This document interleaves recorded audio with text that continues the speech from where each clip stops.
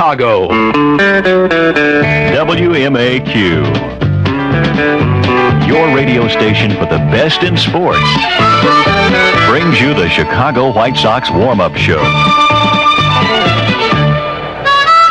Hello again, everybody. Harry Carey from Comiskey Park as the Chicago White Sox try to make it 2 in a row against the defending Western Division champion Kansas City Royals. Our guest on the pregame show, the star third baseman of the Royals, the American League's defending batting champion, George Brett. Looks like the same old George out there. Not really, Harry, not really. Last year at this time I was sitting at about 350, 340. Now I'm struggling around 300, but got about 50, 60 games left, and I hope to get the average up, and I hope to get the team on top too, because being in second place is no fun. I guess this White Sox ball club is surprising you fellows. Surprising everybody in the country, I think. In spring training when we played them, they looked like a circus, you know. They didn't look good at all, and all of a sudden the season started, they got a little momentum, and the fans started backing them, and that's very important, I think. No one's used to that in this town, and it's carrying them, and I know all the players are psyched up, and they want to play now, and it's just a great asset to have a team swinging as good as they are and have the fans backing them like they are, and the momentum is here, and if they can keep on winning, they're going to be tough to catch. Yeah. You know, George, it's interesting to me that here you are, a professional ball player and an established star, and you're not ashamed to admit that the support of fans do make a ball player better. Oh, they definitely do. I was talking to Richie Zisk the other day, and he struck out, and the fans gave him a standing ovation. You know, that is something very weird, and when the fans are backing the White Sox the way they are, standing ovations when they take the field, every time they get a hit, standing ovation. And I remember the last time we were here about 3 weeks ago, Francisco Barrios was pitching the opener against us, and he beat us, and every time he threw a strike, it seemed like he got a standing ovation, and that gets you pumped up. It gets the adrenaline flowing, and when you can play in circumstances like that, the team is fired up, and everybody wants to go out and play, and it's very important to a team's success, I think. I would imagine last night's game was pretty indicative of the trouble you fellows are having. Here you're out in front twice. Ordinarily, that's enough for you to win, but last night you lost. Well, they kept on battling back. They got a few chink hits, which I think even the White Sox will admit. They had to hit a few broken bat singles at timely times, too, and that's what's very important with the guys on base. You really can't blame anybody on our team for losing. They just kept on battling back, and we had some chances to overtake them in the late innings, and we didn't do it. But today's a different day, and hopefully that we can change the scores around from last night and have a great game like we did last night, but hopefully come out on top tonight. George, Gar beat out a bunt to you, and I wonder if anybody realizes how close that bunt came to maybe going by you for a double. Well, the ball, I came charged, and I thought in the back of my mind he might bunt, because last time we were in town he bunted, and I couldn't throw him out. I double pumped, and it was too late. He runs extremely well, but probably just as good as anybody in the league. But the ball hit something, and it ricocheted towards the pitcher's mound, and I had to reach over and grab it. And as I did, you know, we've had some rain here lately, and my foot tore up about a foot of turf, and I just couldn't throw the ball. If the ball would have came right to me, I might have had a chance, but the ball took an ironic hop, and it was just tough to throw a ball, and I decided, since he runs so good in the game and the way it was, I think it was tied at the time, better to hold on to the ball rather than throw it away and maybe, you know, let him go away to third and let the guy that was on first, I think it was Jim Eskin at the time, score.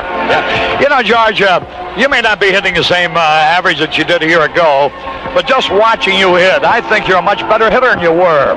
It looks like you're even more disciplined than you were a year ago. For example, now, before you hit the home run, it looked to me like you took 2 pitches. There were good curveballs, looking for something that you wanted to drive, and you finally got it. Well, that's not true. Craver made 2 good pitches on me, a slider in. He was throwing me a lot of balls away and then come in. Pretty good, and then lined out the center fielder, which I did hit the ball pretty good also. But the second pitch was a bastard pitch. It was a curveball right in the black, and I couldn't. If I would have swung, I would have embarrassed myself. So I decided not to swing. And I think last year I might have swung at that pitch and tried to hit it to left field, but I was still very confident myself. And then he threw me a fastball away, and then he threw me a fastball, and I hit it for a home run. I hit the ball good, and I might say that's one of the few times I've hit a home run. I knew right when I hit it was a home run. I didn't have to run to first base hard. As soon as I hit it, I got into my trot, which needs a lot of work, believe me. George, they talk about this ballpark. Now here you are. When you hit a home run in this ballpark, you got to feel you can hit a home run anywhere. Well, in Kansas City, it's extremely tough to hit home runs, and I hit one the day before yesterday, and I think that's a record, hitting 2 home runs in 1 week rather than 2 home runs in a row. But my power output's been a little better this year. I think a lot more teams are starting to pitch me in after the season I had last year, hitting the ball good to left field and winning the batting title and leading both leagues in hits or tying Pete Rose in hits. A lot of my hits were to left field and up the middle, so I think a lot of teams now are tired of me just getting line drives to left field and trying to pitch me in, and sometimes I might be able to pick a pitch and say, okay, if he comes in, I'm going to try to hit it out of the ballpark. And that's what I did last night, not to an extreme where I wanted to hit a home run.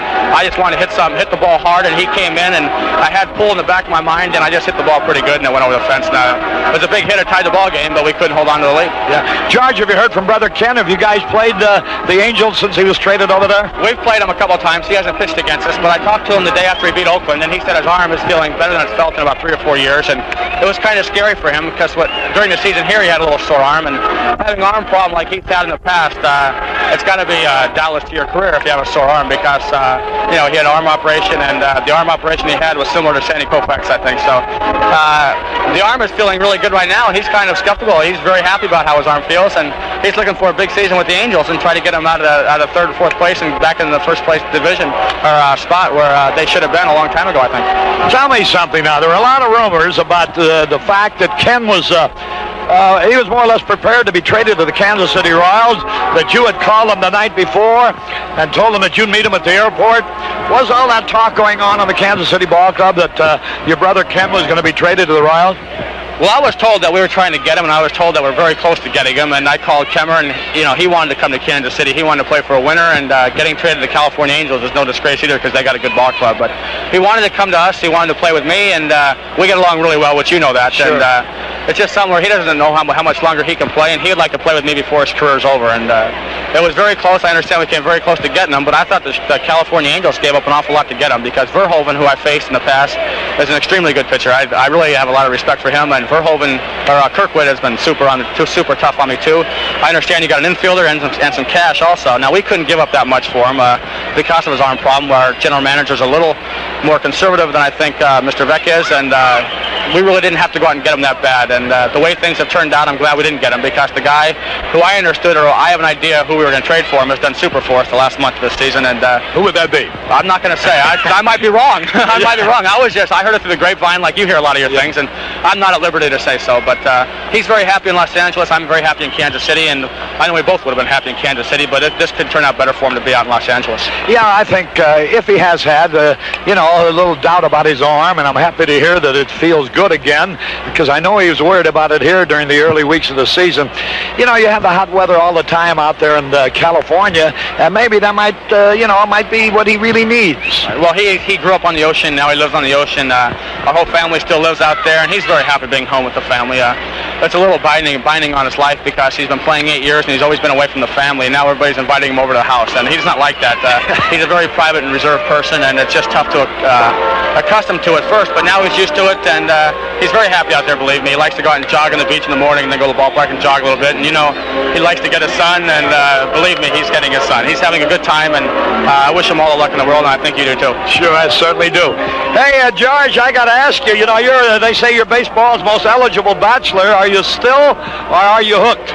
I'm still. I haven't been hooked yet. I don't think I'm going to be for a while. I don't think I'm baseball's most eligible bachelor. I really don't think so. I have a good time. Baseball is first in my life, and everything after that secondary. And I have 5 months to do whatever I want to do, and that's when I try to get all these wild hairs out of me. I just like to go out and play baseball. Baseball's my life, and I just want to devote as much time as I can to the game.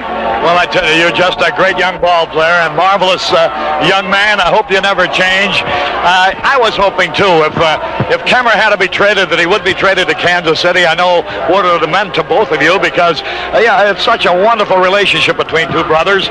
And who knows, maybe it'll still happen that you'll play on the same team together. George, I can't wish you all the luck in the world today or tomorrow or next weekend, but every other time I hope you get 5 for 5. And thanks so much for being our guest. And as a small token of our appreciation, Zenith 13 Transistor AM/FM radio featuring push-button weather. People who know quality, prefer Zenith. Thank you so much. Well, sir, looks like we're in for another good day of baseball. You can't be out here soaking up the sun waiting for a home run or wolfing down a hot dog. We hope you enjoy listening to the game wherever you are. Whether you're tuning in on the White Sox out there on the highway or sitting on the back porch, folks at 7-Eleven are glad to be a part of bringing you the White Sox ball games. We're right here at the beginning of each game and right around the corner from wherever you are whenever you need us. So if you run out of chips and dips and soft drinks, you just scoot on down during the old 7th inning stretch and pick up whatever it is you need. In fact, come on down whenever. Most 7-Eleven stores are open 24 hours a day, and we won't keep you waiting. You can get on in and get on back to the game without wasting time. So here's an exciting day of baseball from a little store around the corner. We'll thank heaven for 7-Eleven and the Chicago White Sox. George Brett, the great third baseman of the Kansas City Royals, has been our guest. Boy, what a beautiful, beautiful day for baseball. We're going to have another fine crowd on hand. Whitey Herzog, the manager of the Royals, doing a little fun going right in front of me. It's going to be Francisco Barrios pitching for the White Sox. Paul Splittorff, a left-hander, going for the Kansas City Royals. The White Sox, of course, won last night's game in a real thriller, 11-8. Now Harry Carey down on the field. Lauren Brown ready with the starting lineups. We'll see you a little bit later. So long, everybody.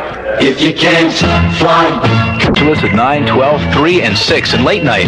The Coach Pubs and all mainland DC-10s excluding Hawaii through service. For reservations, call your travel agent or Continental. This is WMAQ Chicago.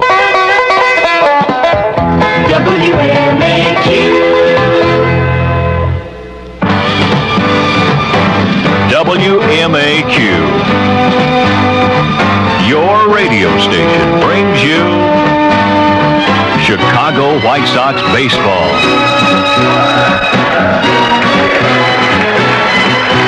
From Comiskey Park in Chicago, Illinois, it's White Sox baseball. White Sox baseball brought to you this afternoon by Chevrolet trucks, trucks that are built to stay tough. By True Value Hardware stores. If you use it in, on, or around your home, you'll find it at your local True Value Hardware store. By the Champion Spark Plug Company, who reminds you that the fresher your plugs, the better your mileage. By Stroh's Beer. For more than 200 years, real beer lovers know that it's Stroh's. And by the Zenith Corporation, the one with Color Sentry automatic picture system and electronic video guard tuning.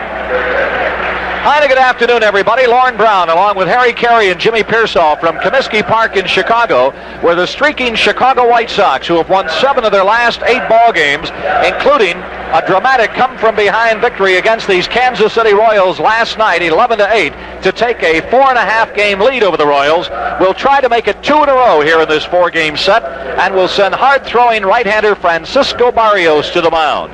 Barrios is 1-1 against the Royals this year, 2-1 against them lifetime. An old nemesis against the White Sox up until a year ago, Paul Splittorff, a left-hander from Arlington Heights, Illinois, will be going for the Royals. Splittorff, lifetime, had won 15 and lost 10 against the White Sox, but things have changed here in the last couple of years. White Sox beat him a year ago in one decision. This year they knocked him out of the box, though he was not the pitcher of record. This is the second game of a 4-game set against the Royals and the second game of a string of 11 in a row against Kansas City and the Texas Rangers. So the White Sox got that string off in the proper way last night by winning out here 11-8 as they out-hit the Royals 18-9. The White Sox, since the All-Star game, have won 6 and lost 1, and in that time have hit .335 as a team with a slugging percent of .602. They have had 14 doubles, 4 triples, and 15 home runs, and their pitching has done well. The earned run average is 4.14, and you say, well, anything over 4 is really not that good. Well, it is, especially when the White Sox have averaged 8.14 runs a game. So in round numbers, the White Sox have averaged 8 runs a game since the All-Star break, and their opponents have managed but 4 runs a game. So it'll be Barrios going against Splittorff this afternoon, and we'll be back to take a look at the starting lineups in just a minute. I had the filler-up blues over all the gas I used. Frustration blinded me till a spark plug helped me see. You know, the fresher your plugs, all the better your mileage, and the more you like driving, and the more you'll be smiling. All you gotta do is say, fill her up, fill her up, fill her up with Champions. Pull out the old, plug in the new, fill her up with Champions.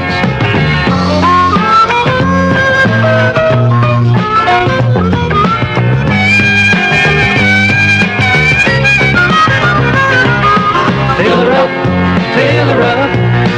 fill her up with Champions. Pull out the old, plug in the new, fill her up with Champions. I said, fill her up with Champions. You gotta fill her up. take a look at the starting lineup. First off, for the visiting Kansas City Royals. And by the way, the White Sox and the Royals now have met a total of 9 games. The White Sox have won 6, and they have lost 3 to Kansas City, including the White Sox winning 4 out of 5 from the Royals here at Comiskey Park. It'll be George Brett, Harry's warm-up guest, will lead it off, and he'll be at third base. Hal McRae will bat in the second spot, and he'll be in left field. Former Cub Pete LaCock will be the designated hitter, and he'll bat third. Al Cowens will hit cleanup, and he'll be in right field. John Mayberry will hit fifth, and he'll be at first base. Amos Otis in the number 6 spot, and he'll be in center field. Darrell Porter will do the catching, and Porter will bat 7th. Freddie Pontek will be at shortstop, and he'll bat 8th. And Frank White will be at second base, and he'll bat 9th. On the mound, Paul Splitorf. He has won 8, he has lost 5, earned run average 4.12, without a record against the White Sox this year. Faced them but once and was knocked out in Kansas City, was not the pitcher of record. 0-1 against the White Sox a year ago, but lifetime he has won 15 and lost 10 against the White Sox. For the White Sox, it'll be Ralph Garr leading it off in left field. Alan Bannister will hit second at shortstop. George Orta will bat third, and he'll be at second base. Richie Zisk hitting cleanup in right field. Lamar Johnson will bat 5th. He'll be the designated hitter. Jim Spencer will be at first base, batting 6th. Chet Lemon in center field, batting 7th. Eric Soderholm will bat 8th at third base. And Brian Downing will be doing the catching, and he'll bat 9th. On the mound, it'll be Francisco Barrios going for the White Sox. He has won 10. He has lost 4 with an earned run average of 3.81. Barrios is 1-1 this year against Kansas City. He's 2-1 lifetime. And the Chicago White Sox have taken the field.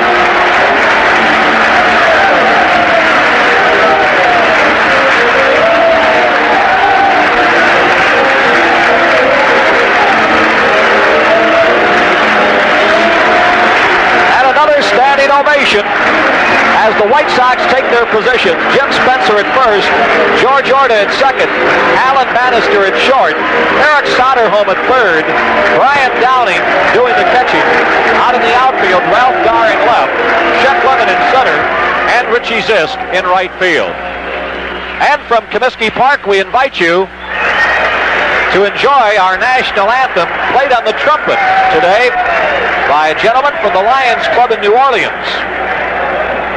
Mr. Peterson, I believe, is his name. A lot of Lions folks out here this afternoon. And now Bob Lemon, the manager of the White Sox, running out to home plate for some reason. He wants to say something to Ted Hendry. I don't know, something about a camera over on the left side. We'll have to wait and see. But ladies and gentlemen, let's switch down on the field to a trumpet solo in our national anthem.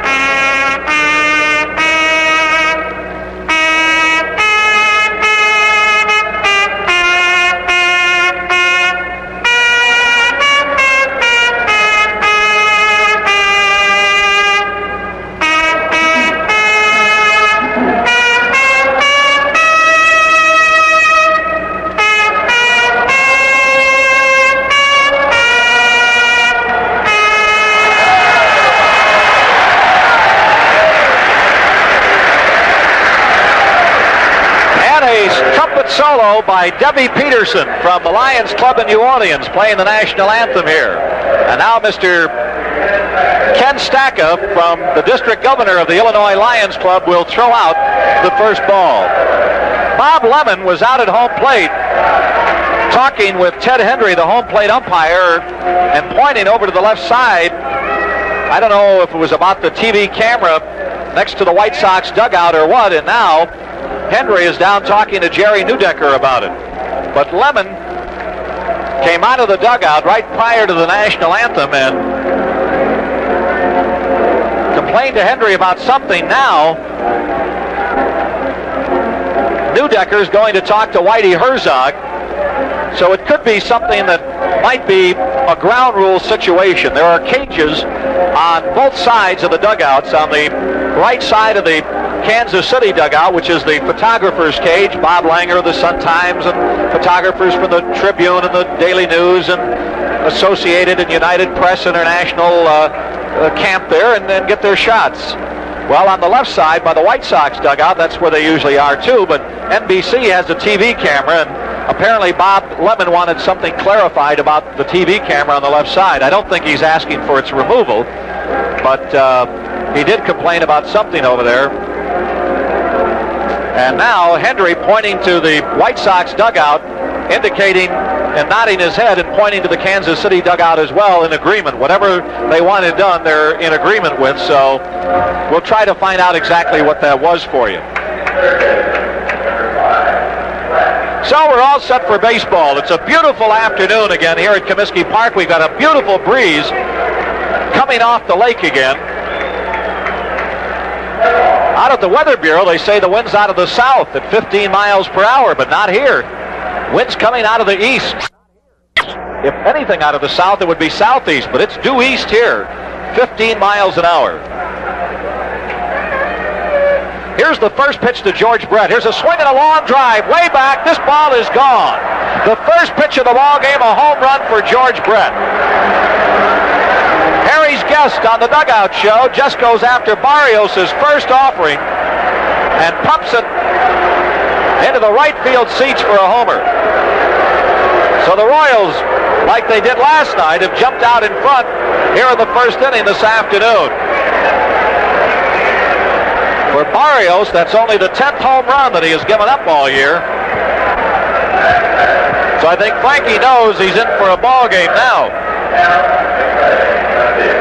Brett jumped right on that pitch. Here's Hal McRae, and he takes a fastball for a strike.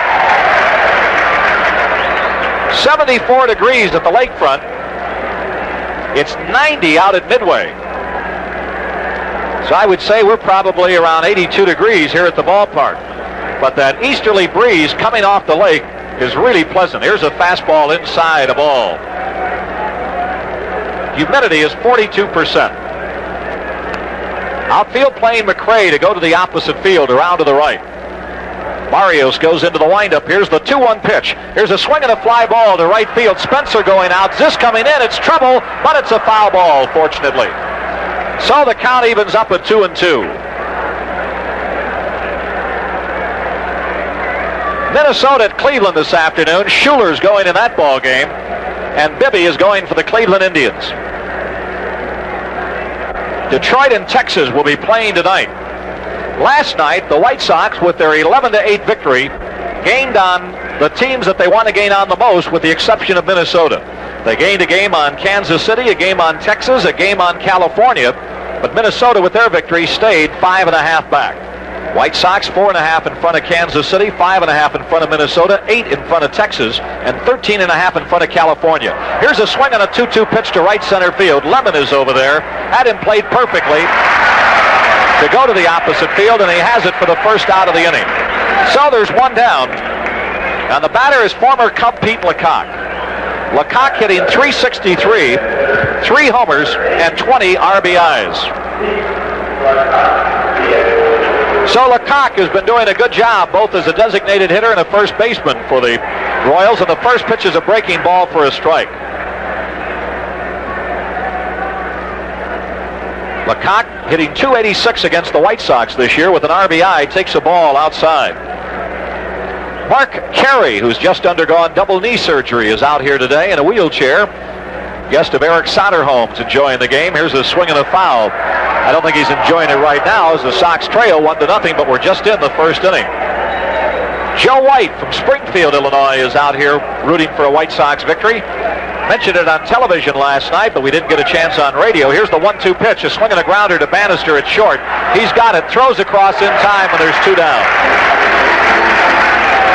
So there's 2 out, and Al Cowens, the batter, the right fielder, hitting .310, 16 homers and 64 RBIs. But Ed Murphy, athletic official down in Peoria, was out at the ballpark last night for the first time since 1951. Saw a whale of a ball game, to say the least.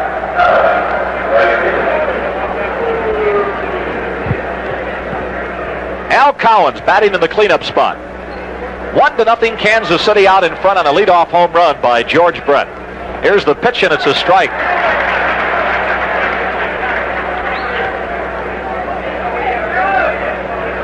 Right-hander in the windup. Here's the pitch, a fastball inside a ball. The big payoff inning today will be the 4th inning. Gave away $75 last night. Hope to give a lot more of WMAQ's money away today. Here's a pitch, a swing and a foul off the chest protector of Brian Downing. Downing doing the catching, normally Essien with a day off following a night game. But Downing came in as a pinch hitter last night, batted twice and drove in 2 runs. Eric Soderholm normally gets a day off after a night game. Here's the 1-2 pitch, low a ball. But with the left-hander Splittorff going today, Soderholm is playing. Normally Brohammer would play for him, but Jack's a left-handed hitter and Splittorff a left-handed pitcher. Outfield playing the batter almost due straight away. Lemon shading over in left center a little bit. This is the second game of a 4-game set as Cowens steps out. Hey, we've gotten more Cubs Sox names for players who've played for both clubs. Well, that list grows and grows, well beyond 40 now. Here's the 2-2 pitch. Here's a swing and a base hit into right center field. Lemon gets it on the second hop, and Cowens makes the turn at first and goes back as the throw comes into Bannister. So that's the second hit off of Barrios, and the batter is Big John Mayberry. Mayberry hitting .238, 16 homers and 53 RBIs. Hit a 2-run homer last night in the first inning, which gave Kansas City a 3-0 lead that the White Sox overcame by scoring 6 runs themselves in the third, and then Kansas City tied it with 3 in the 5th. The Royals scored 2 in the 7th, but there goes the runner. Here's a pitch and a swing and a grounder to Orta at second. He's got it. Throws over to first, and that retires the side. So the hit and run was on, but Mayberry grounds out to Orta, and the inning is over. But the Royals get a run on a leadoff homer by George Brett. 2 hits, no errors, 1 man left on. At the end of a half inning of play, Kansas City won, the White Sox coming to bat. That melody you hear says that pleasure's near. From one beer lover to another strolls. So play that friendly sound, pass that great taste around. Real beer lovers know that means Stroh's. The Stroh Brewery Company, Detroit, Michigan. This year, Checker Oil celebrates its 25th birthday, and we shared it with our customers. We're having a birthday party today. Happy birthday. Thank you so much.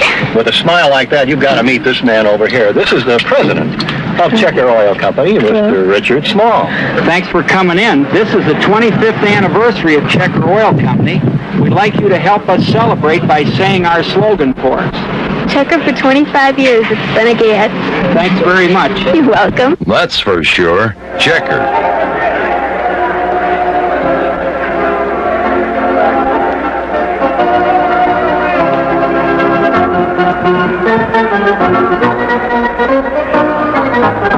Lord Brown back at Comiskey Park as we go to the bottom of the first inning. Paul Splittorff on the mound has a 1-0 lead as he'll face Ralph Garb, Alan Bannister, and George Orta.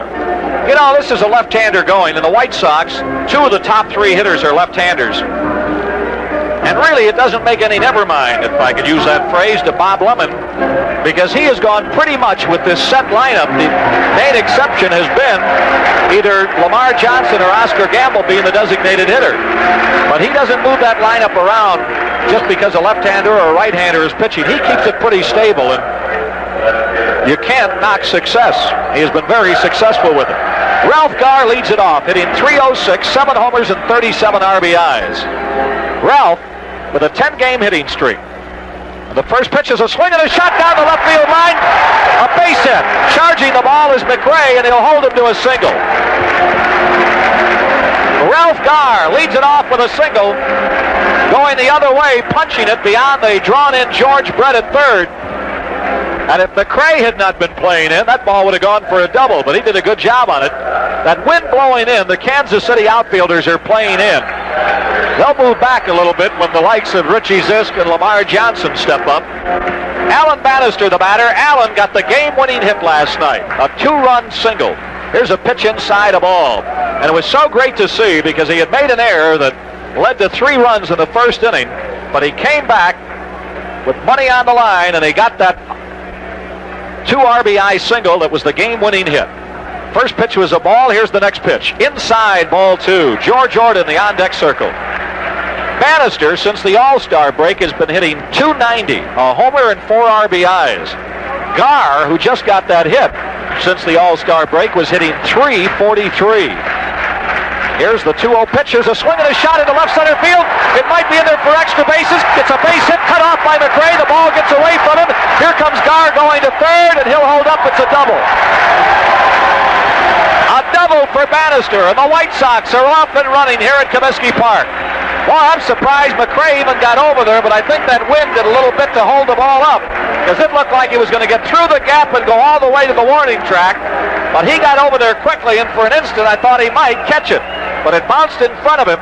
Then the ball went away from him, and it's going to be a single and an error, not a double. And the White Sox have the tying run at third base, the lead run at second with nobody out. And George Orta, the batter, hitting .289, 9 homers and 57 RBIs. Orta, since the All-Star break, has been hitting .321 and driven in a pair of runs. Here's the pitch by Splittorff. Called strike in the outside corner.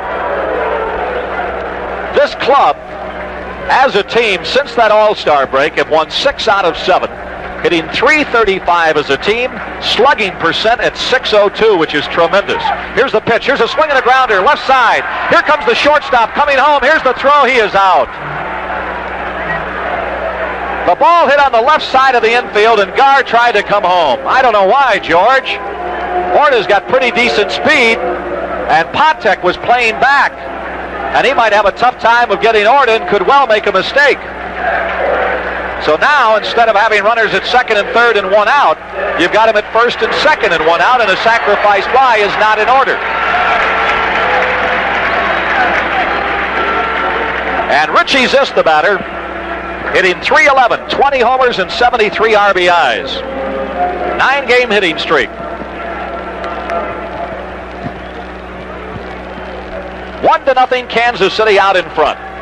Well, that's a big out, because you take that runner off at third. Zisk generally able to get you that fly ball when you need it. Splittorff working out of the stretch. Here's the pitch. Here's a swing and a fly ball to center field. Dropping, it is a base hit. Bannister comes around third. He's going to try to score. Here's the throw. He is out. Oh boy, another runner thrown out at the plate. And that goes from 8-2. A base hit for Zisk, and this game is starting like it did last night. Well, there's where if Garr holds up originally, that run is going to come home on that base hit. And you got a chance for runners at first and third and 1 out. Now you've got runners at first and second and 2 out, and 2 men have been thrown out at the plate. So it's up to Lamar Johnson to get a runner home now. The first pitch to Big Lamar is a fastball for a strike. Lamar hitting .305, 12 homers and 42 RBIs. Sox could have a big inning going, but that runner at third, he's got to decide on his own whether he's going on that ground ball or not. That coach cannot help him at all. I tell you, they've got good arms on this Kansas City ball club. They proved it last night. They prove it again today. Here's the fastball inside, a ball, 1-1. So the Sox have had 3 hits here in the inning, but have been unable to score.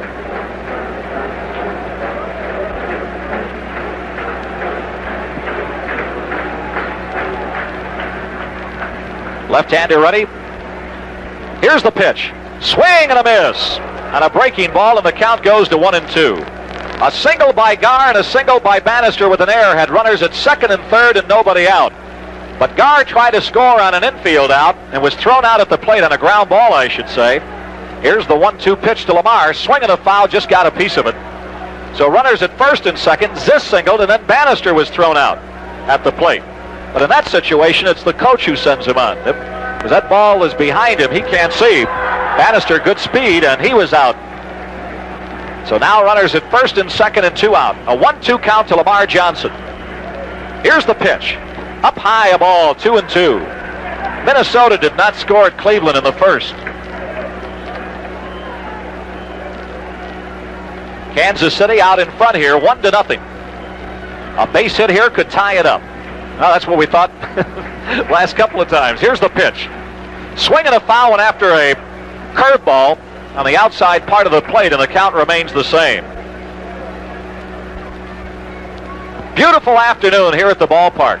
90 degrees out at Midway, 74 at the lake. I believe we're somewhere in between with a cooling breeze coming off the lake. Coming over the right field roof. Left-hander is ready. The 2-2 pitch. Swing and a foul coming back to the upper deck. And a gentleman grabs it. His partner sitting next to him almost pulled it out of his hands. No, I guess he's on the aisle. 2 guys on the aisle converged in the aisle. I made a good catch. 2-2 to count. Orta off a second, Zisk off a first. Lamar looking for a hit here. The 2-2 pitch. Inside a ball. That helps. The runners will be off now with 2 out and a 3-2 count. The tying run at second base with 2 out.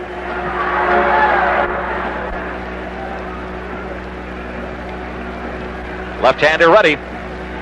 Here's the pitch. Here's a swing and a drive, but foul down the right side, going on into the reserve seats behind the boxes down there. So we'll do it again, and Porter goes out to talk to his pitcher. Apparently wasn't too happy with that last pitch. Well, Jack Gallagher runs the parking lot, the press parking lot here, gave us another White Sox Cub name. Earl Averill Jr. played for the Cubs in 59 and 60, and then came over with the White Sox for 10 games in 60. That's another to our list. 3-2 to count. Everybody is set. Here go the runners. Here's the pitch. Breaking ball inside. He walked him. The bases are loaded for Jim Spencer. Boy, the White Sox could have had a couple of runs here in the inning. But same thing could have happened last night in the second inning, and the Sox came back. It's the kind of club that continues to rebound from any adversity from one inning to the next. And Jim Spencer, the batter. Spencer celebrating a birthday out here today.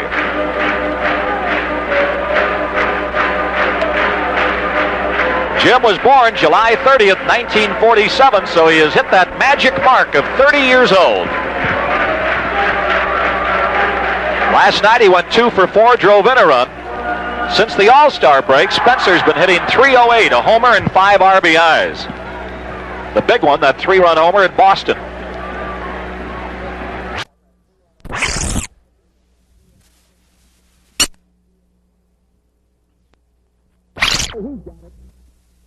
First and that retires the side.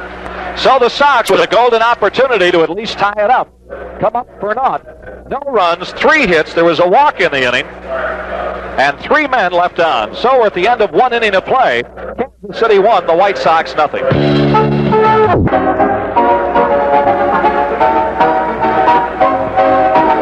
Lauren Brown back at Comiskey Park as we go to the second inning. Kansas City out in front, 1-0. This program is authorized under broadcasting rights granted by the Chicago White Sox solely for the entertainment of our audience. Any rebroadcast or other use of this play-by-play description and the account of this game without the express written consent of the Chicago White Sox is prohibited. Harry Carey, Jimmy Pearsall, and I are employees of and are paid by WMAQ Radio for our play-by-play descriptions and accounts of these games. WMAQ and the Chicago White Sox share mutual rights of announcer approval. Amos Otis will lead it off here against the White Sox in the second inning. Otis hitting .252, 10 homers and 51 RBIs. He's been the most productive hitter against the White Sox this year, hitting .348, 2 homers and 10 RBIs, even though George Brett is creeping up there now. But Brett's hit 2 homers and driven in 5 runs against the Sox. Barrios delivers the first pitch, a swing and a miss, strike 1. While the White Sox, with a golden opportunity, unable to do anything in the first, face the 6, 7, and 8 hitters here in the second inning. Right-hander in the windup, the 1-strike pitch, and it's outside of all. Cleveland leading Minnesota 1-0 at the end of 2. Later today, New York at Oakland. All the rest of the actions tonight in the American League. Here's the 1-1 pitch, a swing and a miss, strike 2. Detroit will be at Texas, Boston at California, Baltimore at Seattle, and Milwaukee at Toronto. Top 3 clubs in the American League, if you haven't heard, all won last night. So the standings in the American League East remain the same. Baltimore with a 1-game lead. Here's the pitcher's a swing and a foul out of play. Baltimore with a 1 lead over Boston and a 2-game spread over the Yankees. The Cubs were fortunate last night in losing. They didn't lose any ground other than a half a game to the Cardinals. So the Pirates are 2 games behind the Cubs. Philadelphia 2.5 back. And the Cardinals are 5.5 back. Here's the pitch. Here's a swing and a fly ball to right field. Zisk coming in. The wind blowing it away from him, but he is there, and he's got it in fair territory. 1 out. So there's 1 down. And the batter will be Porter, the catcher, hitting .276, 9 homers and 40 RBIs. The Dodgers won that game 4-1 in 7 innings because of rain last night. And with Cincinnati splitting a doubleheader, they gained a half a game on them, so the Dodgers are out in front by 13 games. Porter, Darrell Porter, formerly with Milwaukee, left-handed hitting catcher, now with Kansas City, been hitting .276, 9 homers and 40 RBIs. The action in the National League under the lights tonight. Only 1 afternoon game, and that's later in New York. Here's the pitch, and it's a fastball for a strike. That finds San Diego at New York. The Cubs are at Houston tonight. They're sending Rick Rushell to the mound for his 16th win against Dixon. Here's the 1-0 pitch. Here's a swing and a foul. They got jammed 1-1. It'll be St. Louis at Cincinnati, Pittsburgh at Atlanta, San Francisco at Philadelphia, and the Dodgers at Montreal. The probables in that afternoon game, the Mets, Freisleben for San Diego against Espinoza for the Mets. Right-hander ready, the 1-1 pitch, swing and a foul, and a breaking ball comes straight back. Some more of our Sox Cub players. Jim Ragert from Mishawaka, Indiana. We haven't been able to check this out, but we'll go along with him right now, and I'm sure he's right on Phil Reagan. He's got Phil Reagan, a Sox Cub, and Bob Rush, also with both clubs. So that list continues to grow. Here's the 1-2 pitch, high a ball. Freddie Patek in the on-deck circle.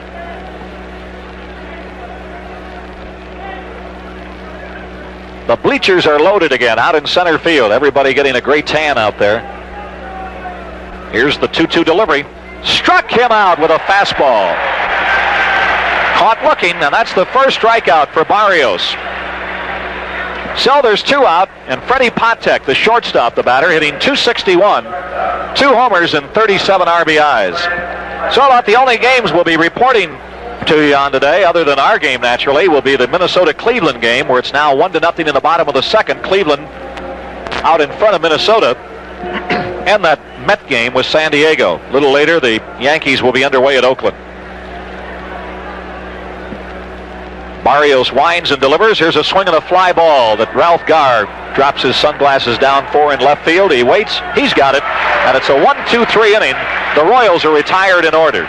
So we move to the bottom half of the second inning. It's Kansas City 1, the White Sox 0. Worn out shocks? Midas at Midas. The next time you feel that sway, and you don't know if your car is coming or going, the next time you feel that swerve, it might be your shocks that are rocking and rolling. Neutralize it, Midas it, at Midas today. The next time you feel that sway, don't compromise. Midas your car and you'll never have to buy shocks for it again. Because at Midas, if anything ever goes wrong with one of our LifeGuard, SuperGuard, or SpringGuard shocks, we guarantee to replace it free for as long as you own your car. The next time you feel that sway, don't compromise. Midas. The 42 Chicagoland Midas shops can install mufflers on most foreign cars with the same care and expertise with which they've been installing them on American cars for the past 20 years. Brown back at Comiskey Park as we go to the bottom half of the second inning. Kansas City's out in front here by a score of 1-0. It'll be Chet Lemon leading it off against Paul Splittorff. He'll be followed by Eric Soderholm and Brian Downing. So 3 straight right-handed hitters. Batting 7, center fielder, number 44, Lemon. Chet to face Paul Splittorff. Here's the first pitch, is inside a ball.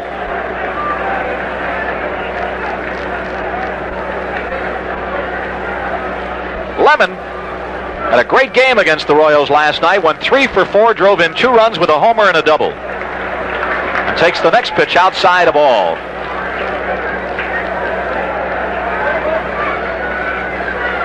Paul Splittorff from Arlington Heights, Illinois, delivers the 2-0 pitch. It's a fastball for a strike. He was looking for it, but he just couldn't get that bat around and had to take it. And the count goes to 2-1. Splittorff has had great success over the White Sox over the years. Left-hander delivers. Here's the 2-1 delivery. Inside a ball, 3-0. It's a fastball, a curve, a slider, and the change, the 4 basic pitches.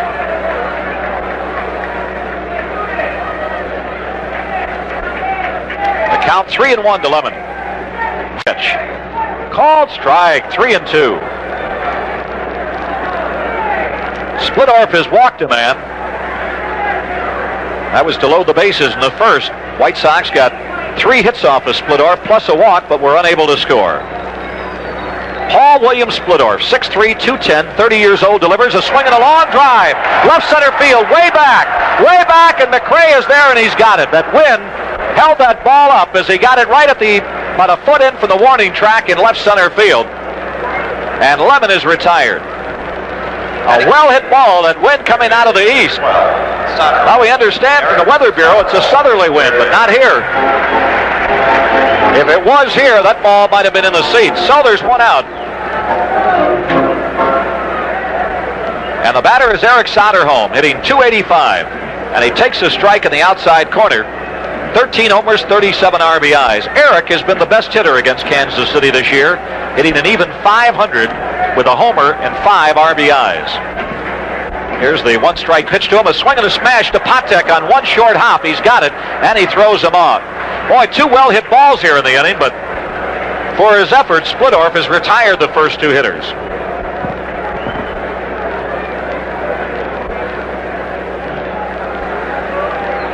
Splittorff was born in Evansville, Indiana, but raised in Arlington Heights, Illinois, then went off to Morningside College in Sioux City, Iowa, where he got a bachelor's of science degree in business administration. The catcher, number 6. Control pitcher, and he's the winningest pitcher in Kansas City history.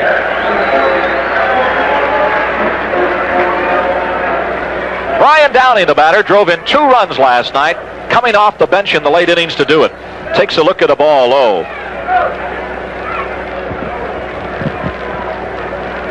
1 ball and no strikes. Brian, the number 9 hitter in the order today. Left-hander delivers, and it's outside a ball.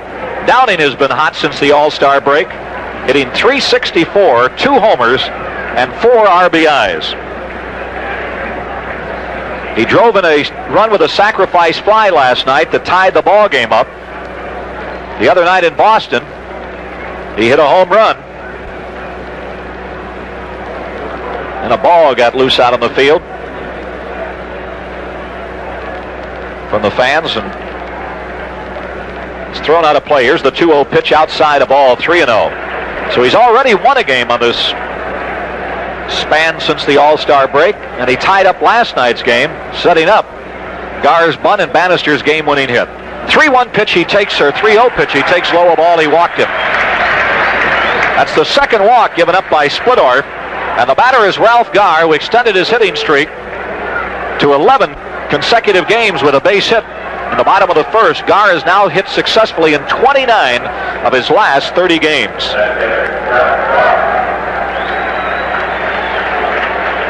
Tying run at first with 2 down.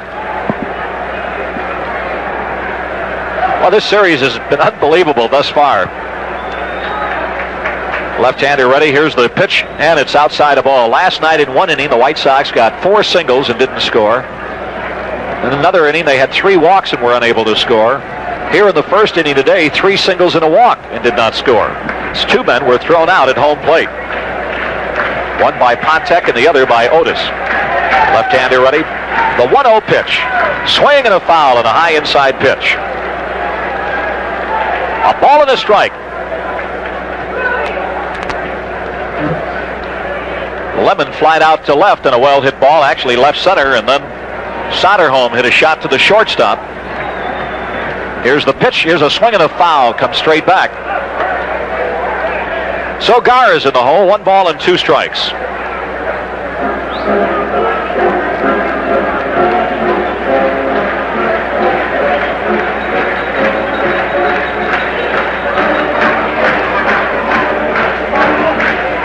Left-hander ready. Downing with a short lead off of first. Here's the pitch. Outside a ball, 2-2. The outfield playing Gar way around to the left. They take the left field line away from him.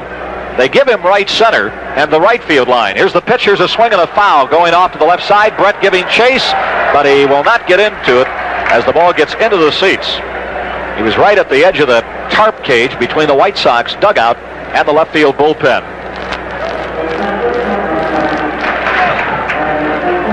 But McRae takes that line away from him in left. Otis is in left center, and Cowens playing almost straight away right field. Here's the pitch. Here's a swing and a base hit into right field. Here comes Downing going to second or to third. Here goes Gar headed for second. The throw is safe. And the White Sox have runners at second and third with 2 outs, and Alan Bannister the batter. A double for Gar. Boy, Ralph is something in this series. Went 3 for 6 last night, and now it's 2 for 2 today. That's 5 hits and 8 times to the plate against Kansas City in this series. And now Alan Bannister, the batter, who singled his last time up. So again, for the second straight inning, the White Sox have both the tying and the lead run in scoring position. Here's the pitch to Bannister. Inside a ball. The walk started it off with 2 out. And they are playing very shallow in right field for Bannister, looking for him to go to the opposite way. Also shallow in left and in right center, but basically in right field, and the pitch is outside a ball, 2-0. Now Porter goes out to talk to Splittorff. Well, I tell you, if Allen could put one in a gap in left center field, he'll be running all day. They're really playing him shallow. Fans start to talk it up.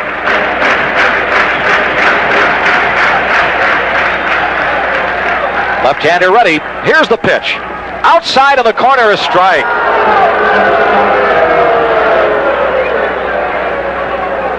Two balls and a strike to Bannister. Bannister went 3 for 5 last night and got the game-winning hit. Here's the pitch inside, a called strike, and Bannister cannot believe it. 2-2 the count. Now with a 2-2 count, they're moving the center fielder Otis to straightaway center. He had been in right center. Takes away a little bit of that room in the gap. 2-2 the count.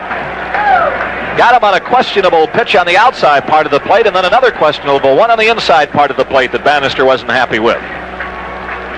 Here's the 2-2 delivery. Here's a swing and a shot to the shortstop. He's got it. Throws across in time, and he gets him by a step to retire the side. So no runs, 1 hit, 2 men left. The White Sox have stranded 5 here in the first 2 innings. Well, if they keep it up, they're going to bust loose here any inning. We're at the end of 2. It's Kansas City 1, the White Sox nothing. Imagine 1 cubic foot, a solid square 1 foot high, 1 foot wide, 1 foot deep. Now imagine 5 cubic feet. Based on the U.S. government's 1977 estimates of new vehicle interior size, that's how much more room you get inside the new Chevrolet than you get in the older style full-size cars still being sold by Chevrolet's nearest sales competitor. That's the U.S. government estimate as reported in the 1977 EPA guide for new car buyers. You get 5 more cubic feet of room inside the new Chevrolet. Because room is important, America, and Chevrolet wants to bring you more.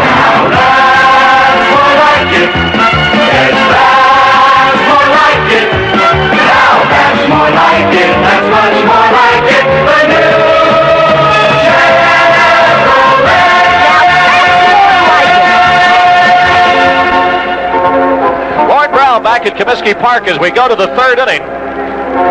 Sox trailing 1-0, and the Soxogram informing everybody here that Mary Ann McNamara of Chicago became the 1 millionth person to enter Comiskey Park this year. Paid customer, that is. There have been over 1 million, but in paid attendance, she is the 1 millionth. So the Sox have gone over the 1 million mark today, with Mary Ann McNamara of Chicago being the 1 millionth fan. Frank White leads it off here for Kansas City. The Royals leading 1-0 on George Brett's leadoff home run. White, the number 9 hitter in the order, will be followed by Brett and McRae. White, a .248 hitter.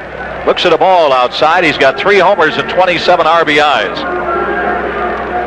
Our big payoff inning today will be the 4th. Here's the pitch. Outside, ball 2. These 2 clubs will go at it in a Sunday doubleheader tomorrow. Steve Stone and Chris Knapp for the White Sox. Here's the 2-0 pitch. Here's a swing and a pop-up to the left side. Soderholm giving chase. Bannister's giving chase, and Bannister's got it in foul territory, and Soderholm grabs him before he falls down. Fine play on the part of Bannister, fighting that sun, and the wind was blowing that ball away. It's coming in pretty good off the lake. Right out of the east.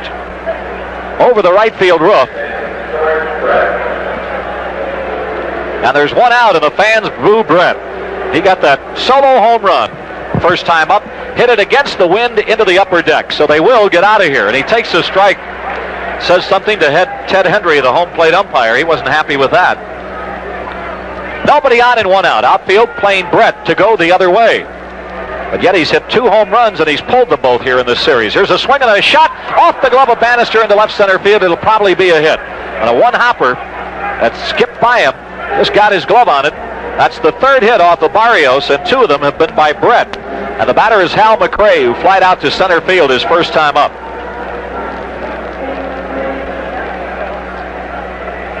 One to nothing, Kansas City out in front. The White Sox have out-hit them 4-3.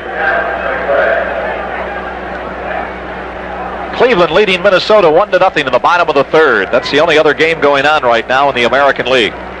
Everybody in the National League tonight, with the exception of San Diego at New York, which should be getting underway shortly. Here's the pitch, and it's a called strike with a fastball. The Chicago White Sox, with the number 1 record in the American League, 60 wins against 37 losses. And not too far behind the Dodgers. Dodgers are 64-38. There goes the runner. Here's the pitch. Here's a swing and a fly ball to center field. Lemon is there. He's got it. Here goes Brett trying to get back to first. Here's the throw, and he is in there safely. So there's 2 down now. Good throw by Lemon, and Brett really had to hustle back to get back in time. And the batter is Pete LaCock. With 2 out, and before he steps in, let's pause 10 seconds for station identification. This is WMAQ Chicago. WMAQ. If the White Sox and the Dodgers were in the same division, the White Sox would trail by a game and a half. That's how close they are. Both owning the best records in their leagues. Here's the first pitch to LaCock, a strike. LaCock grounded out to short his first time up. Barrios has not pitched a bad ball game. He's given up 3 hits. But that first one has him behind here, though the White Sox have been pecking away at Splendorf. They have yet been able to dent the plate. Here's the pitch, and it's a fastball for another strike. LaCock in the hole, 0-2. 2 strikes on the batter.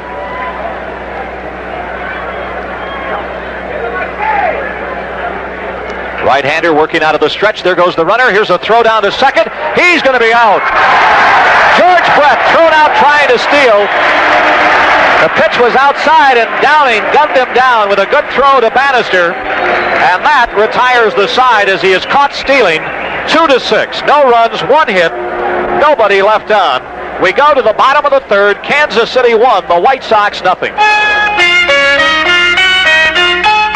That melody you hear says that pleasure's near.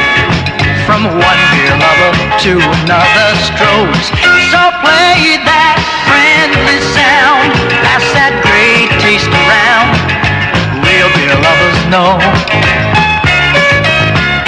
that means Stroh's.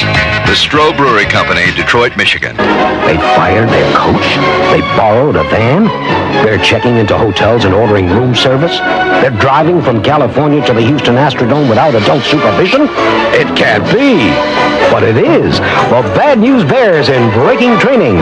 If you loved them before, come see them in their brand new comedy. They're 1 year older and 1 year wilder in The Bad News Bears in Breaking Training. Rated PG. Parental guidance suggested. See Paramount Pictures' Breaking Training, now showing at a theater near you.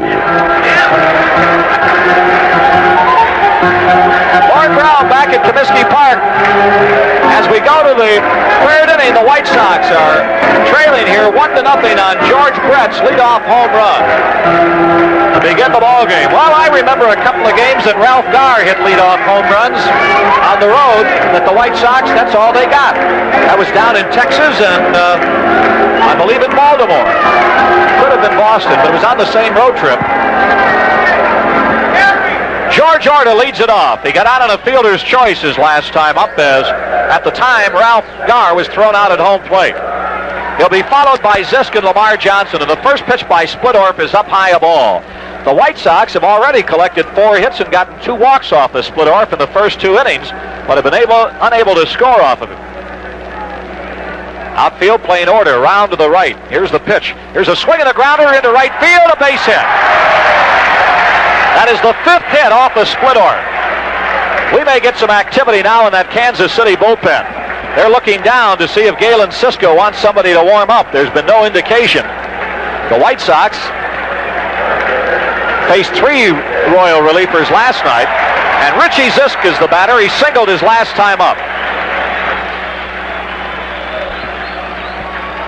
All the signs are out. Pitch at risk to Zisk, plus the bullseyes. Richie extended his hitting streak to 10 straight games. Takes a fastball for a strike. Actually looked like a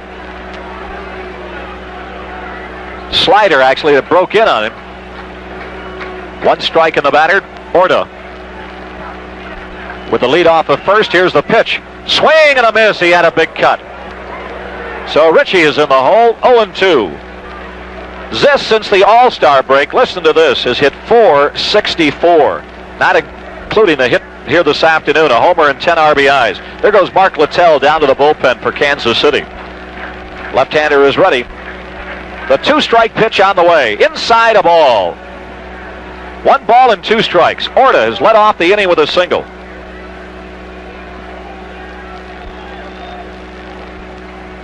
Splittorff ready. Orta with the lead. Mayberry holding him on. Here's the pitch. Swing and a miss. He struck him out. Got him with a high fastball. That's the first strikeout for Splittorff. So there's 1 out, and Lamar Johnson, the batter. Lamar walked his last time up, and now Ted Henry, the umpire, wants to see the baseball. He's going to talking to Splittorff now.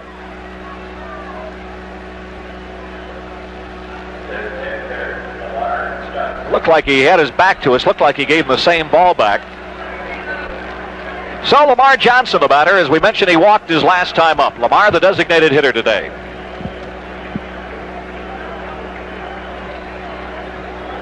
Left-hander is ready. And the first pitch on the way.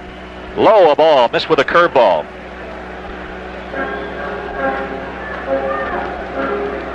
One to nothing. Kansas City out in front, though the White Sox have out hit the Royals 5-3 thus far. Here's the pitch, a fastball that's fouled back. Last night in winning 11-8, the White Sox out hit the Royals 18-9.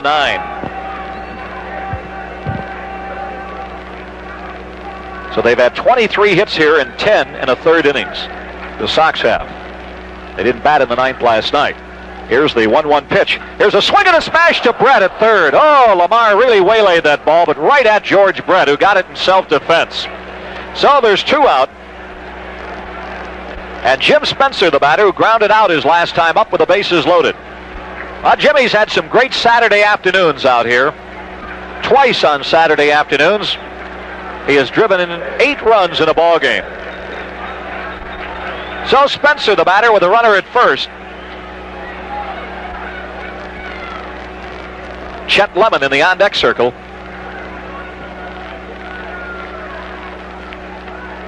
Left-hander ready. Here's the pitch. Outside of the corner, a strike. They don't want to give Spencer anything that he can pull.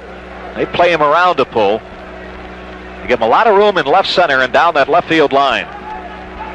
With Otis' speed, get one in the gap, he can score him from first here with 2 out. Here's the pitch. Outside. Again trying to keep that ball away, and he missed this time, and the count evens up at 1-1. They're in the 4th at Cleveland. The Indians 1, Minnesota 0. Cleveland trying to snap a 5-game losing streak. Toronto with the longest losing streak in the league. They have 8 games in a row set back. Here's the 1-1 pitch. Swing and a check swing. The umpire at third says he did not go around. Splittorff unhappy about it, thought he had him, and the count goes to 2-1. In fact, he's still saying something out there to Al Clark as he goes back to the mound.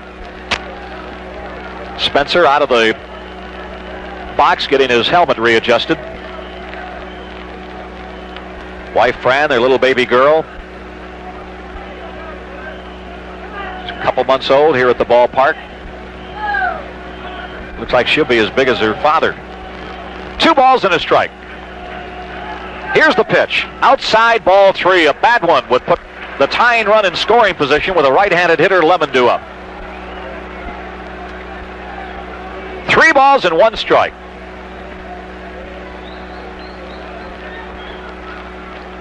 Splittorff ready.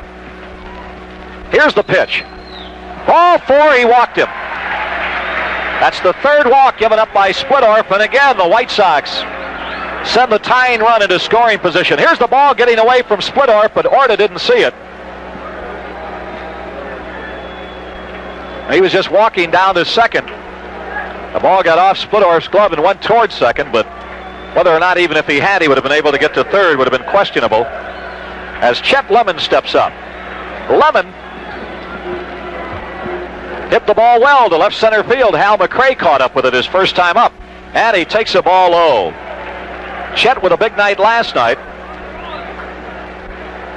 2-run homer, a double, had 3 hits.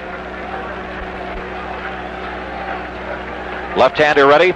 Here's the pitch. Called strike, a curveball on the outside part of the plate that Lemon can't believe and argues with Ted Hendry about. Lemon, coming into today's game, was hitting .387 against the Royals. 3 homers and 9 RBIs. Outstanding hitting credentials against these guys. Left-hander ready, the 1-1 pitch. Here's a swing and a looper down the left field line, but it's curving foul, out of play. Just by the bullpen, and the count goes to 1-2. When it got off the bat, it looked like it might loop down the left field line, but pulled it around to the White Sox bullpen. You know, speaking of hitting, the White Sox against this Kansas City club have hit .308. Kansas City 255 against the Sox. But including Brett's home run here today, they both evened up in homers. Both have hit 8 against the other's pitching staffs. Here's the 1-2 pitch to Lemon. Low a ball, 2-2. They play Lemon around to the left. He hit an opposite field home run last night into the right field seats. Here's the 2-2 pitch. Swing and a miss. He struck him out with a curveball. And that retires the side. No runs, 1 hit, 2 men left. The White Sox have stranded 7 men here in the first 3 innings. And we're at the end of 3. I'm Lauren Brown. Harry Carey will be along in a minute. It's Kansas City 1, the White Sox nothing. You could win as much as $1,000 in White Sox baseball in the WMAQ Big Payoff Inning. It goes through August 11th. 4 big chances to win in every game with a White Sox batter. $50 for a single, $100 for a double, $200 for a triple, $500 for a home run, and $1,000 for a grand slam. $25 for a walk, hit by pitch, or safe on error. To play, put your name and address on an entry blank or postcard and mail it to Big Payoff Inning, Post Office Box 3396, Chicago 60654. Get your entry blanks at White Sox sponsors dealerships. Prizes awarded by mail, contest void where prohibited by law. You could win as much as $1,000 in the Big Payoff Inning on your radio station, WMAQ.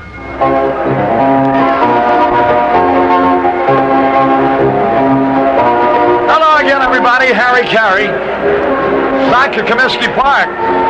White Sox certainly wasting some opportunities. They have stranded 7 and had an atrocious exhibition of base running in the first inning that may have cost them 5 or 6 runs.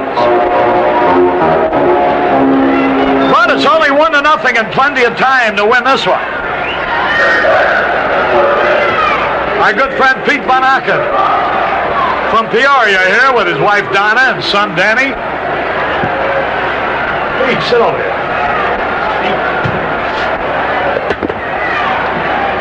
Pete LaCock leading it off. 1-0 in favor of Kansas City. There's a fastball a bit low. Well, I guess you come up here and live the fat life. Pete, poor brother Tommy at the salt mines. Just slaving away, Harry. Somebody's got to be the breadwinner, so some of us can play.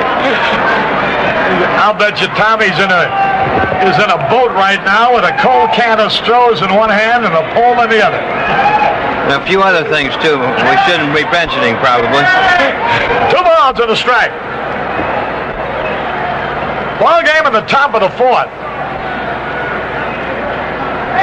Brett's home run is the ball game so far.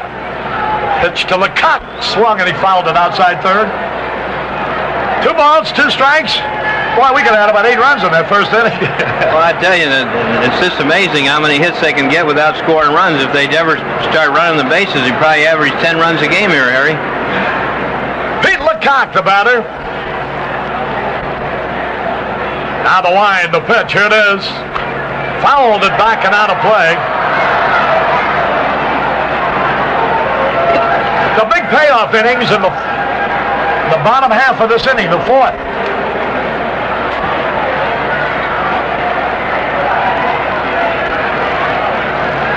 Now the pitch to LaCock, swung, bouncing ball. Who's going to cover first? The pitcher's there to throw. He's out on a good play. From Spencer to Barrios. And there's one away. You still have that college league in Peoria, Pete? Absolutely, Harry. We're having a good year. Peoria won it the first half and is right up there, I think, 1 game behind. The league is pretty well bunched. Might be interesting to know that this year at Bloomington, Larry Doby's son's playing and doing an excellent job. Good prospect, got all the tools. Oh, happy to hear that. But again, we hope that we can turn out some good major league prospects every year. Here's Al Cowens, the fine right fielder, single his first time at bat. The Tigers from the Hornsby League at Hiawatha Park are here today. And Don, Barb, Jim, Rose, Joe, and Peg Brunette are here from South Bend, Indiana, representing their undefeated softball team, the Brunette Firebirds. 1 out, nobody on. The count, a ball and a strike on Al Cowan. We're in the top of the 4th inning, the big payoff in the bottom half. Good luck to you. Now the wind, the pitch. There's a strike call. The first entrant, by the way, in that big payoff inning is going to be Lois Waymeyer of South Bishop Street. So if you know her, get her on the phone and tell her to be sure to be listening. Now the pitch. Started a swing. Did he stop in time? He did. 2 balls, 2 strikes. Collins the batter.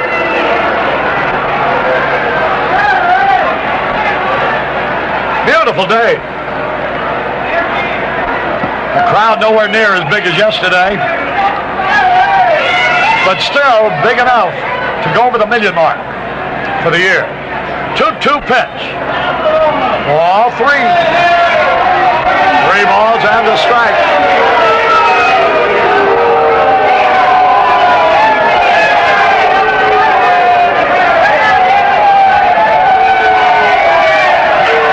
Here's the pitch. Swung line. Center field Lemon. He's going back. He's waiting. He has it. Cowens line hard. The Lemon in center. 2 away. The Elks from Blue Island are here. So Sister Alice Patricia Sheridan from Miami Beach.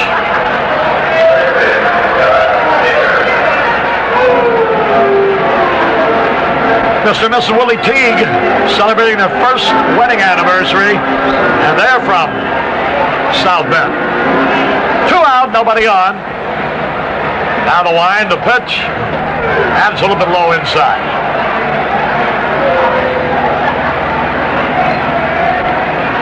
Doubleheader tomorrow, and then the Texas Rangers come in Monday night. 1 ball, no strikes, the pitch. High, towering fly ball, should be caught.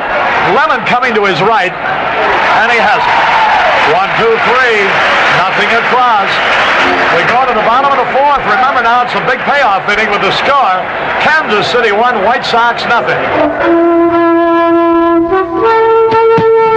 Love your hair, well, a balsam that you love your hair.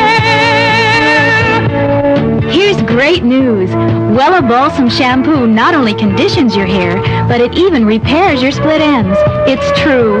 You can actually shampoo your split ends away with Wella Balsam Shampoo. And for more conditioning, reach for Wella Balsam Conditioner, the original balsam conditioner. In just 1 minute, this famous conditioner fills in porosity, strengthens each hair, and adds body and shine. Makes your hair easy to comb, too. That's the Wella Balsam system, and it really works. Love your hair,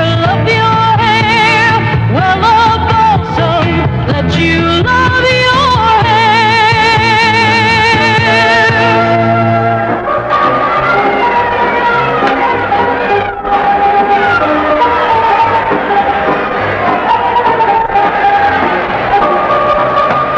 Harry Carey back in the ballpark.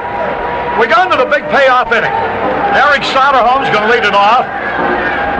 And Lois Waymeyer will be the entrant. Now Soderholm gets a single, it's worth $50. A double, $100. A triple, $200. A home run, $500. First pitch is outside. A walk, safe on an error, hit by a pitch, $25. Now the wind, the pitch, here it is. Low ball 2. All other entrants who do not win any money will win 2 tickets for a White Sox game of their choice. 2 balls, no strikes, the pitch, here it is. Swung on, a long drive foul. 2 balls and a strike.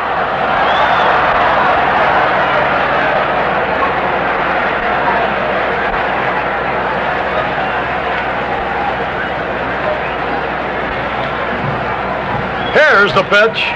Ball 3. 3 balls, no strikes. Brian Downing will be next.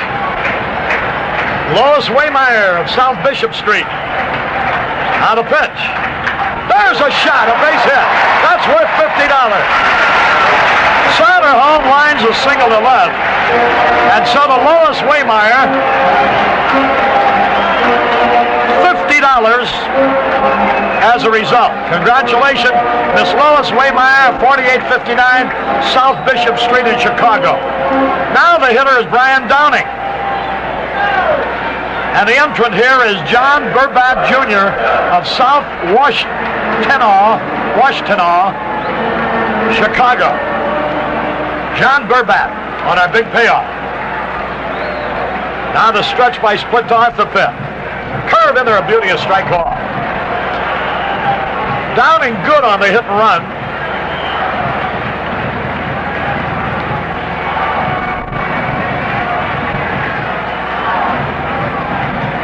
They want to look at the baseball. That's the second time the umpires looked it over. It's split tarp, not spit. Maybe they're suspicioning something, Harry. 1 strike to nothing. Down the stretch. There goes a runner, swung on, a high fly ball. That's going to be an easy out. McRae under the ball, and he has it. The hitter was on, but Downing flies to McRae. So John Burbat will get 2 tickets for a White Sox game of his choice. And now the entrant is Mark Peach of East Locust Street, North Aurora. And the batter will be Ralph Garr. Garr has singled and doubled so far. The score 1-0 in favor of Kansas City. They're here from Freeport, Illinois. And from the Palatine Post, number 690, a group of 45. So Ralph Garr is the hitter. And on a big payoff, the entrant, Mark Peach. Garr had a cut and he missed. 1 strike to nothing. Alan Bannister would be next. 1-0 in favor of Kansas City. White Sox about hit them 6-3. Now to stretch the pitch. Outside a slow curve. And that evens it out. A ball and a strike. We're in the 4th inning. Split time. Delivers. Popped it up. There goes Patek on the grass, and he makes the catch. So Garr pops out. 2 tickets for a White Sox game of his choice will go to Mark Peach of 410 East Locust, North Aurora. So that brings up Alan Bannister, our 4th and final man on the big payoff. All we've been able to give away is $50 so far. As a result of Soderholm's single. Lois Waymeyer of South Bishop Street won $50 as a result. There's a strike call. Splitoff looking better now than he did earlier. 1 strike to nothing. Now from the belt to pitch. There goes a runner, swung. A smash right to Brett. He's got it. Throws to first for the out. That ball was hit hard, but Brett made a nice play. Well, I'm sorry, Gary D. Cox. I didn't even get a chance to give your name as the entrant. Gary D. Cox of 1520 Marcia Drive, Grand Toul, Illinois, will win 2 tickets for a White Sox game of his choice. So it's no runs, 1 hit, no errors, 1 left. At the end of 4, Kansas City 1, White Sox nothing. The following little reminder just might help your car use less gas. You could be wasting gas if the last time you changed your spark plugs was a good while ago. Cause the fresher your spark plugs, the better your mileage you know. So fill her up, fill her up, fill her up with champions. Pull out the old, plug in the new, fill her up with champions. Some folks put off changing their spark plugs till their car starts running badly. Now that's a little like waiting till you get a flat to change your tires. Champion would like you to remember that the fresher your plugs, the better your mileage. Think about that the next time you pull up to a gas pump. Fill her up with champions. Fill her up with champions. Harry Carey back in the ballpark.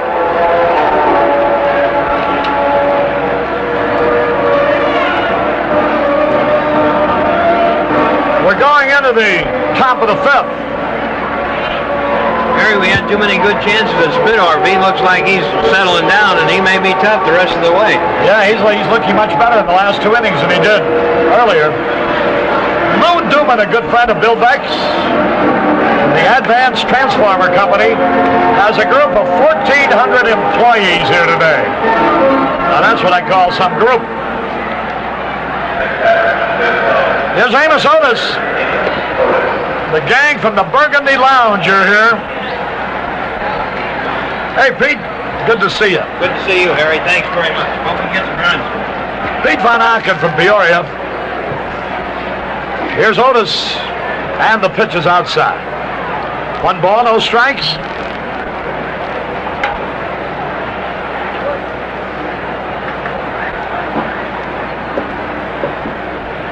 He popped up his first time. There's a slider outside, ball 2. Matt O'Hagan, age 10, from Tinley Park, celebrating a birthday here. 2 balls, no strikes. Barrios is set. The pitch is swung and missed. Made him look bad on that. Joe and Helen Zellick are celebrating their 25th wedding anniversary here today. Their daughter Sherry is with them. 2 balls and a strike.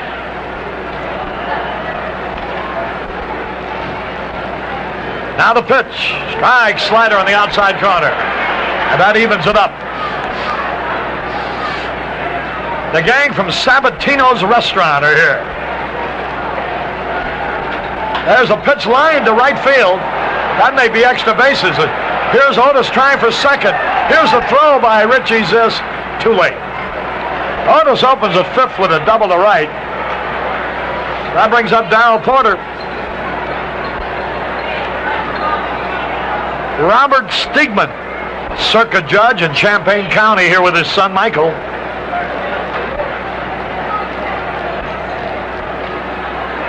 Paul Splitoff, after a rocky start, really looked like himself in that 4th inning. So can't afford to let them get too many. Here's Porter. Porter was out on strikes his first time up.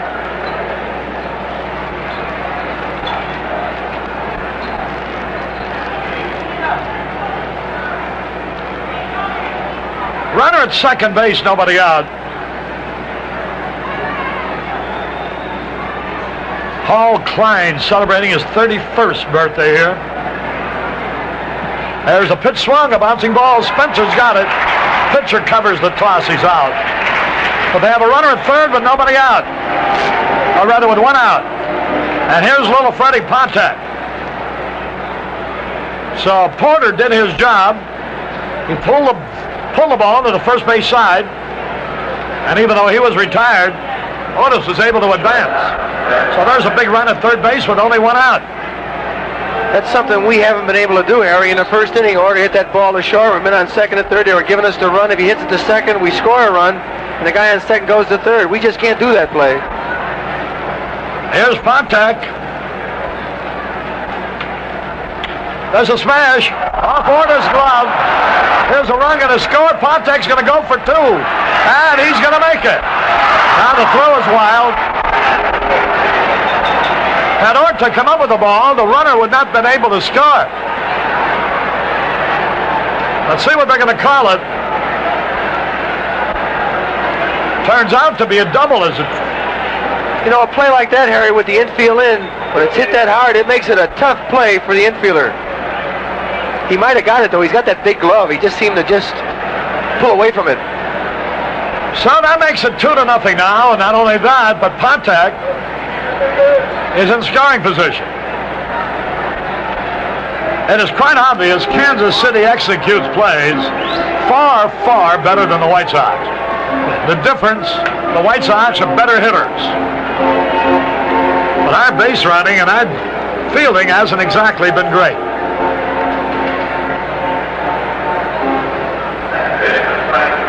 Here's White now, with a runner at second, 1 out.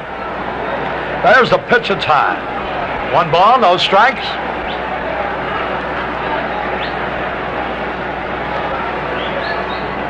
Two to nothing in favor of the Royals. Now the stretch, the pitch. A little low, ball 2. Gotta watch Pontek. He's sneaking up on second base. He'll steal third on you. A great base stealer. He's swiped more himself than our whole team has. 2 balls, no strikes. There's a bouncing ball. He'll hold it second. There's a throw. Now he's going to third, and they let him go because there's no way to make a play on him. They understood to go over the cover, but the old pro, Spencer, he's not going to chance it throwing that ball wild because he had no play. There's 2 away. Here's Brett. He's had a homer and a single. Runner at third base, 2 out. 2-0. The White Sox have not been shut out this year, but they haven't scored yet today. The pitch to Brett is a little bit wide. 1 ball, no strikes. If I was Barrios right now, he's hot. He's got 4 hits against him the last 2 nights. I'd walk him if I have to pitch around him. Don't let him get a good pitch. There's a ground ball hit sharply, but right at Orta. He's got it. Over to first for the out. So Brett rolls out. But they score 1 run on 2 hits, no errors, 1 left. We go now to the bottom half of the 5th inning of the score. But before we give you the score, Jim Janik is a well-known Chicago sports fan. He's a seasoned boxing holder for the Sox, the Cubs, the Bulls, the Bears, and his Cafe Bohemia on Clinton and Adams, of course, is nationally known. Janik was in the Sarasota watching the White Sox this spring when he decided to put Stroh's beer on draft in his restaurant. I'm doing more business with Stroh's, said Janik recently, than I ever did with the beers I replaced. You know, it's unsolicited things like this from people in the business who must please the public that proves the point. Stroh's beer is made by a family whose only business for 200 years has been making beer. Stroh's is the only beer that's fire brewed. And if you don't think that makes a difference, just taste Stroh's. Stroh's, family brewers for more than 200 years. The score going to the bottom of the 5th, Kansas City 2, White Sox nothing. If your child throws away the lunch you made today, send wonder. Kids eat it up. If he eats the bologna and throws the bread away, send wonder. Kids eat it up. There are cheaper breads, but they're not always as fresh and soft the way kids like bread. By sending lunch to camp or pool, make this your summer's rule, send wonder. Kids eat it up. Try Wonder buns and rolls, too. Harry Carey and Jimmy Pearson, there are 2 gals here with Hi Harry on the back, Sox boosters on the front. And I must say, the front looks much better than the back. We go to the bottom of the 5th, 2-0 in favor of Kansas City. Here's Orta to lead it off and a strike his call. George was up with runners at second and third and nobody out in the 1st inning. Grounded to the shortstop. They were conceding the White Sox the run. But Gar forgot about it and just stood there at third. And then after Ponte had fielded the ball, it was as if a delayed mental reflex, gee, I should have run. So then he started for the plate, was an easy out. They say that Orta went around on the pitch. The plate umpire, Ted Hendry, appealed to the third base umpire, Al Clark. 2 strikes on the ball. 2-0 in favor of the Royals. Now the pitch on the way. Fouled it back. He had a good cut. George Brett started the ball game on the very first pitch. High into the upper deck. And that, so far, is that. Then they added a run in the 5th. The pitch. High fly ball, left field. That's going to be easy. Hal McRae. He has it. You know, Splittarf has been murder on the White Sox during his career. He's won 15 and lost 10. Here's this.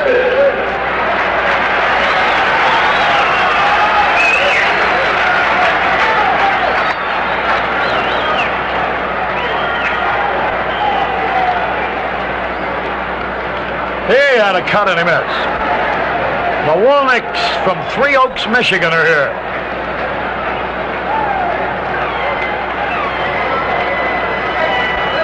One strike to nothing.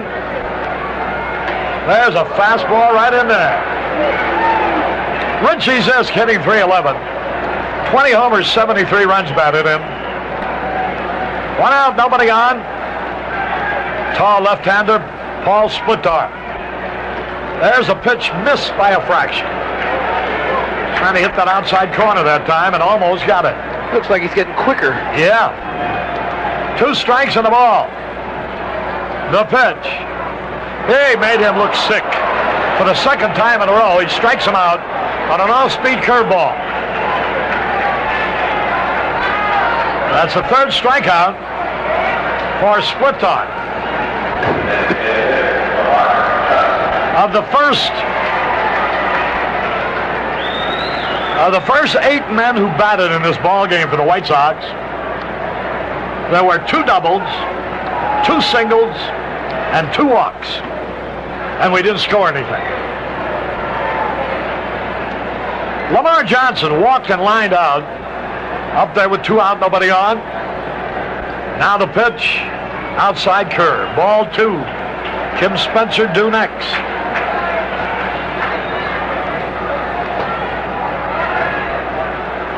Spencer's celebrating a birthday today. There's a curve, a beauty. 2 balls and a strike. 2-0, the Royals lead. Now the pitch. High, ball 3. 3 balls, 1 strike. Steve Stone and Chris Knapp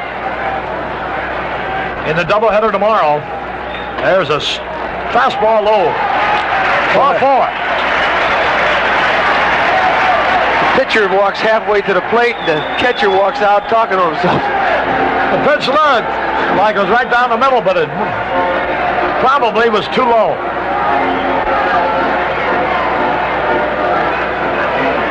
Two men are out, a runner at first. Spencer, the batter. Only one other game in the American League, and that's Cleveland leading Minnesota 1-0 in the 5th. Now to stretch the pitch. Swung and a curve, and he missed. 1 strike and nothing. I don't like Jim's chances of hitting him too well because he's giving him good motion, and Jim's falling out. The way he's going to hit him is to the opposite field. 2 out. Lamar Johnson at first base. The pitch. High. That evens it up. A ball and a strike.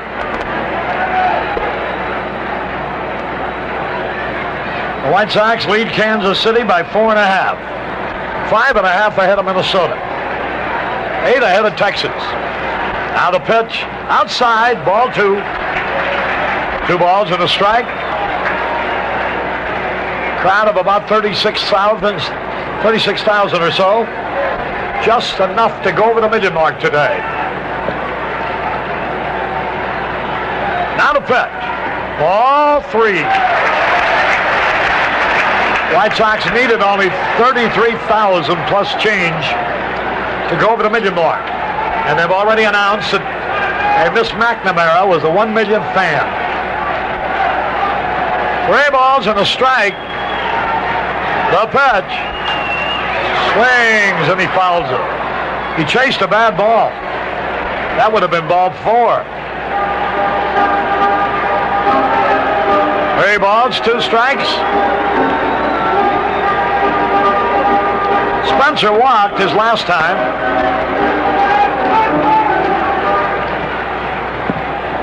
Now ready. 3-2 pitch. Time call. George Brett, the third baseman, is playing shortstop. The shortstop, Poptek, is playing behind second base. Here's the pitch. There goes the runner. Stroud came out. Boy, he's a tough man to walk. He swung at ball 4 twice. No runs, no hits. No errors, 1 left. At the end of 5, Kansas City 2, White Sox nothing. Here's Tom T. Hall for Chevy Trucks. Get a feel of those front disc brakes on that rugged mountain road. Look at that double steel wall box holding that heavy load. Look at that massive front suspension.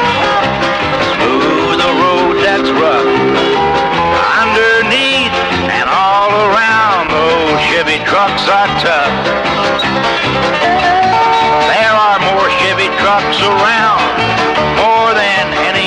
other kind. And when it comes to driving tough, those Chevy trucks don't mind. Over the hills or under the hood, or in miles of open spaces, Chevy trucks, built up in the right places. Christopher Berry, representing the Eastern Seal Society, accompanied by Joe Harry Carey and Jimmy Pearsall. We go down to the top of the sixth, and boy, we got to hold them to have any chance. Split off all of a sudden. Hey, this is the 1 million fan. Her name is McNamara. Bob Lemon, the manager of the White Sox, is down there to make the presentation. I think, what is it they're giving to the 1 million fan? The keys to a car? Be careful.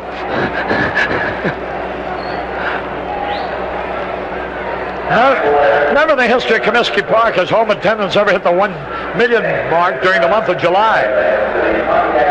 The last time the White Sox home attendance hit the million mark was in 1974 when the club attracted 1,163,000. They were cinched to do better than that.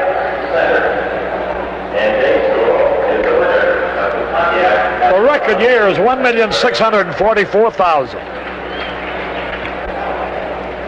So I think a new Pontiac has been given to this Miss McNamara, or Mr. McNamara, who, however, here's McRae to lead it off.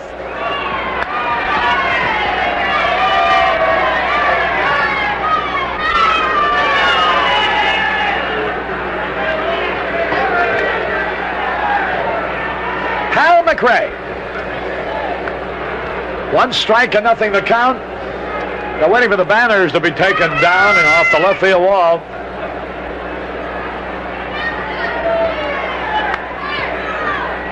The score 2-0 in favor of the Kansas City Royals.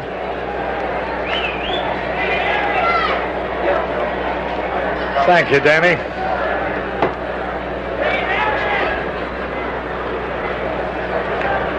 Hal McRae.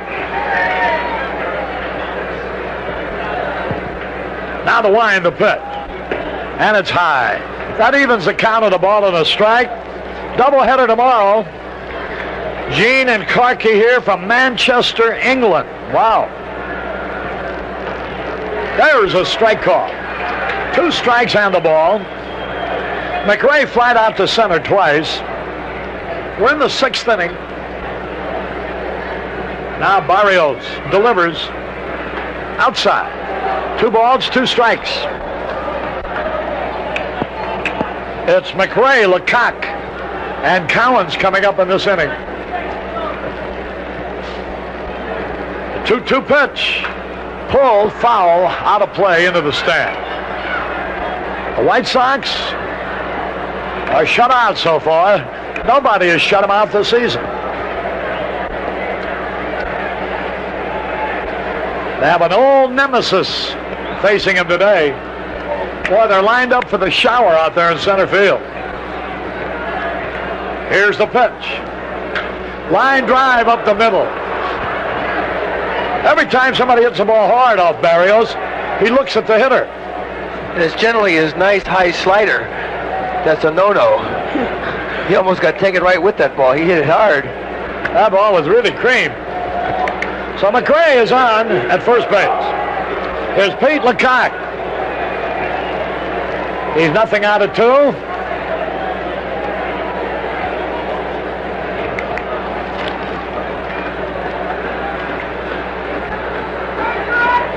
Runner at first, nobody out. Here's the pitch. Low outside, ball 1.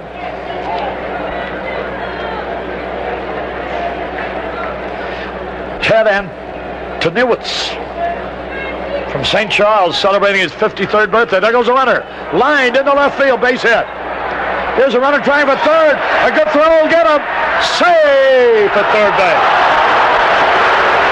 Harry Carr did not charge that ball. He just stood there. And he looked at second base and he decided to throw to third. If he went to third right away, he'd have got him easy.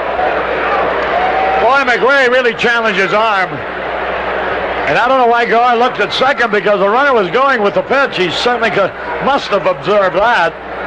And McRae never did hesitate. It was a bang-bang play as it was after all that stalling out there. You know, Harry, we're stretching our luck with miscues, and it's going to catch up with us sooner or later. We've got to be more alert if we're going to win ball games. I don't care how good we hit. Runners are at first and third.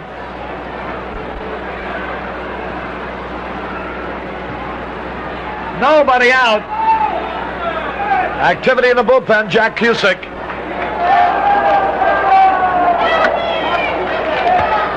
And the Royals in the spot now to break it wide open.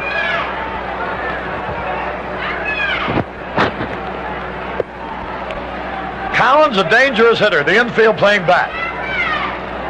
The pitch swung and fouled out of play. 1 strike to nothing. Barrios has been pitching all afternoon without a breaking ball, and that'll go so far, too.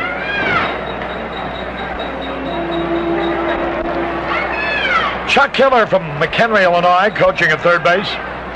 Steve Boros at first. There's the pitch. A little pop fly. May drop. Hey, sensational catch by George Orta. They're going to get a double play. They tag. There it is, a double play.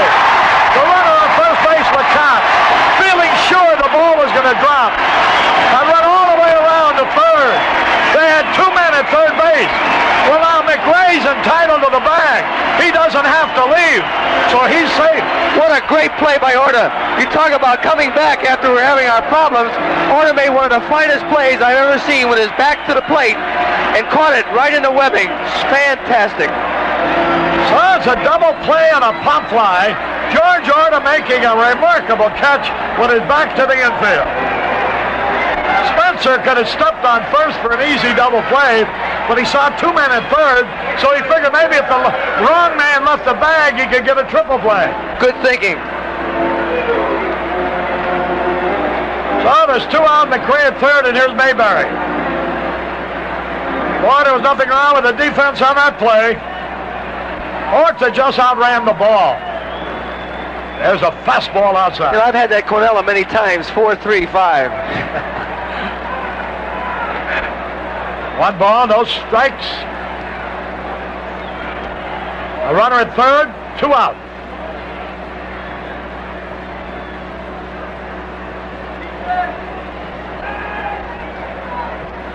Barrios has a good hitter to get out in Mayberry. High pop foul will be out of the inning, I think, if it stays in play.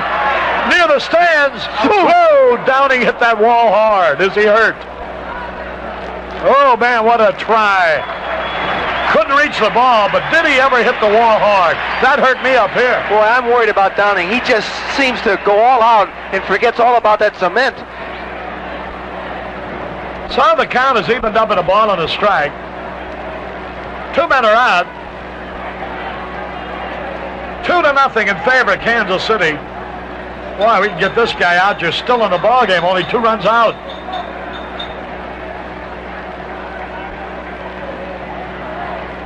Barrios.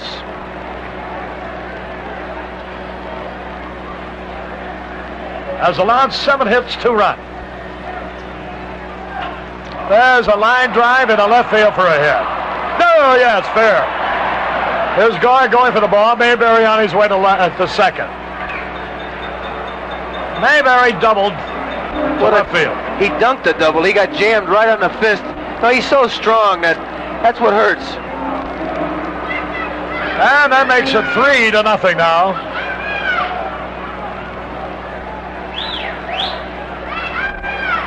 Barrios has not yet reached that maturity of mind that really good pitchers have. He gets upset so easily. Harry, Rod Carew hit his 10th home run in the 6th with none on, and Cleveland leads that ball game 2-1. Here's Amos Otis now. 1 ball, no strikes, 3-0 in favor of Kansas City. Mayberry drove in his 54th run of the year. There's a high pop foul out of play. Well, still in the ball game, only 3 runs behind. We've seen the White Sox come from 7 back. They're about due for an explosion. They certainly had a great chance in the first inning.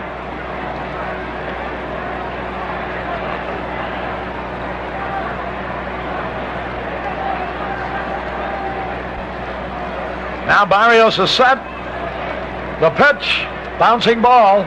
Slider home, a great stop. Good throw to retire the Sox. 1 run, 3 hits, no errors, 1 left. We go into the bottom of the 6th. Kansas City 3, the White Sox nothing. You know, this summer, True Value Hardware stores can show you how to wipe out armies of bugs single-handedly with a Hudson cordless sprayer. It takes just a single hand to hold and operate the lightweight Hudson half-gallon cordless sprayer. Its Mini-Max nozzle adjusts for fine, coarse, or long-range spray, and adjusts to reach the underside of leaves, too.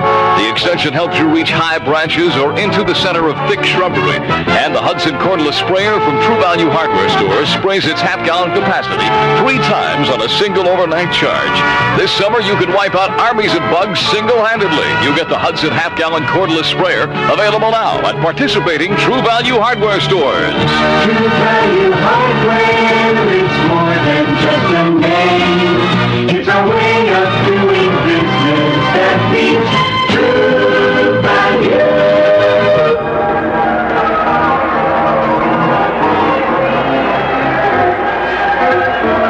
Carey and Jimmy Pearsall. We go to the bottom of the 6th.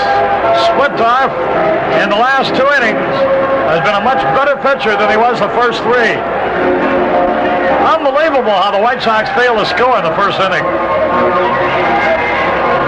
First 2 men singled and doubled. Porter grounded as short. Gore was out at the plate, running belatedly. Zisk blooped the single to center. Bannister tried to score, and he was out a mile. Then Lamar Johnson walked, and Spencer rolled out.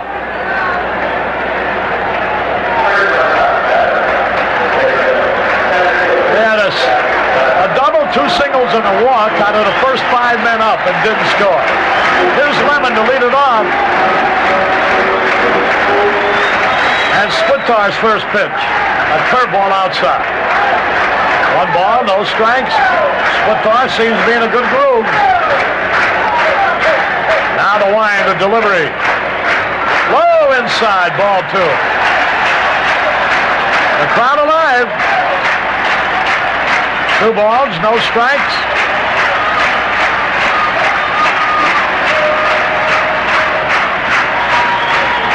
Here's the pitch. Line foul into the left field corner. 2 balls and a strike. They try to pitch Lemon in tight because he's right on top of the plate. It's amazing how he hits the ball as hard as he does.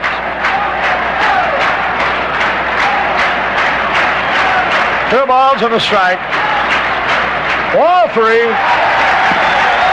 Well, a base on balls as good as anything when you're 3 runs behind. The wind to pitch. Ball 4, he walked him. That's a 5th base on balls given up by Splittorf. That brought Herzog off the bench, and he's really hollering at the rookie umpire. Here's Soderholm. He singled in the 4th.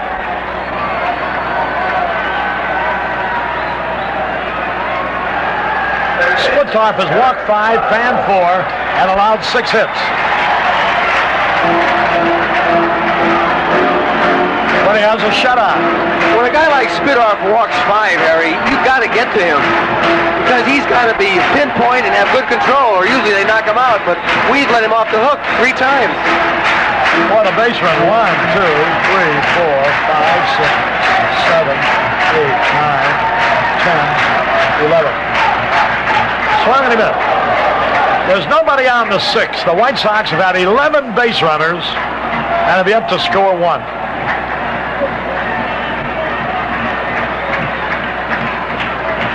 Well, we've really left some men on base. 9 men in the first 5 innings. 1 strike and nothing. Soderholm rolled out and singled so far. But Kansas City showed us they could do the same thing on that double play when Orta made that great play. And LaCock was almost a third when he caught it. 1 strike to nothing.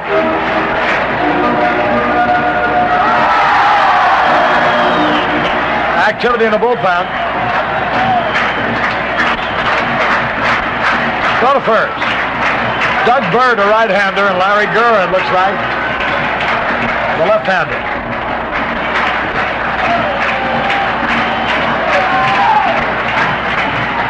There's a hit. There's a runner around second, racing for third. He'll make it easily. Sanderholm, line to single to right. That'll bring up Downing. Nobody out. This might be that inning. Boy, Sanderholm hit the ball like you should hit it off split arm, who's got a fastball that runs away from the right-handed hitters. When you try to pull him, you're playing right into his hand. It looks to me now with Galen Cisco coming out, they'd like to get him out of there right now. But I don't think that Bird is warmed up long enough. He's only thrown about 15 pitches. Doug Bird has had a sensational year. He's a right-hander. Is Gurr the left-hander? Yeah, Gurr, number 37. Now watch how long they let them talk out there. See, he's really given that pitcher enough time to warm up. He can walk back. By the time he gets back, the pitcher's ready in the bullpen. Yeah, well, that's what they do, and of course, that's what Bob Lemon does too. Well, Bob doesn't talk that long out there. You know, you only get one time out to talk to him. Because if you come out again, he's got to go. I'm not blaming Galen Cisco. I'm blaming the umpire. Here's Downey now, and the pitch. Curve in there, a strike call. Downey walked and flied out. They give him a lot of room towards right field. Here's the pitch. Inside, a fastball, missed with it. And it's a ball and a strike. No score in the bottom of the 6th for the White Sox. But Kansas City has 3. Now the pitch. Outside, ball 2. 2 balls and a strike. We got him aiming the ball now. He's trying to get the spots down and away and low and in, so he's getting behind. 2 balls and a strike. Now the pitch. Here it is. A high pop foul going to go out of play. And the count is even at 2-2. Boy, he had a good pitch, Harry. He was right down the middle. He was trying to go the other way, but he's lunging. He's getting his body out in front.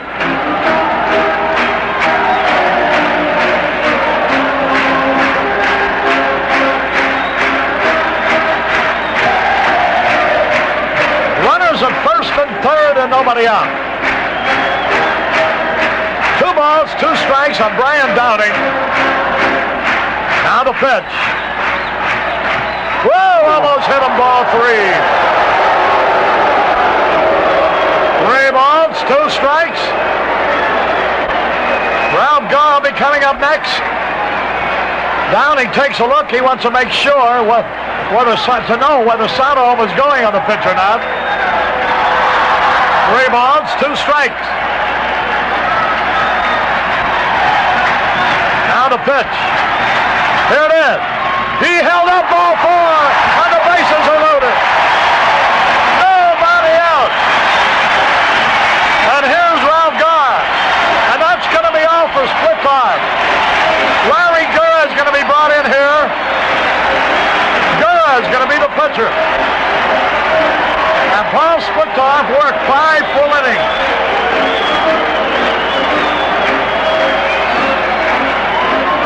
He walked 6.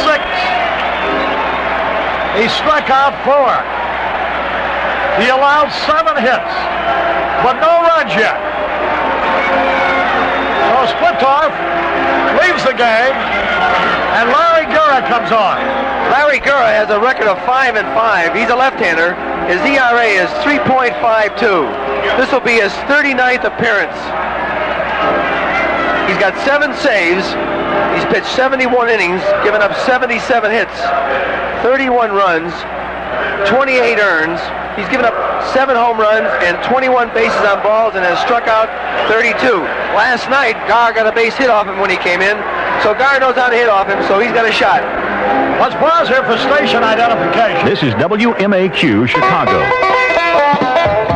WMAQ.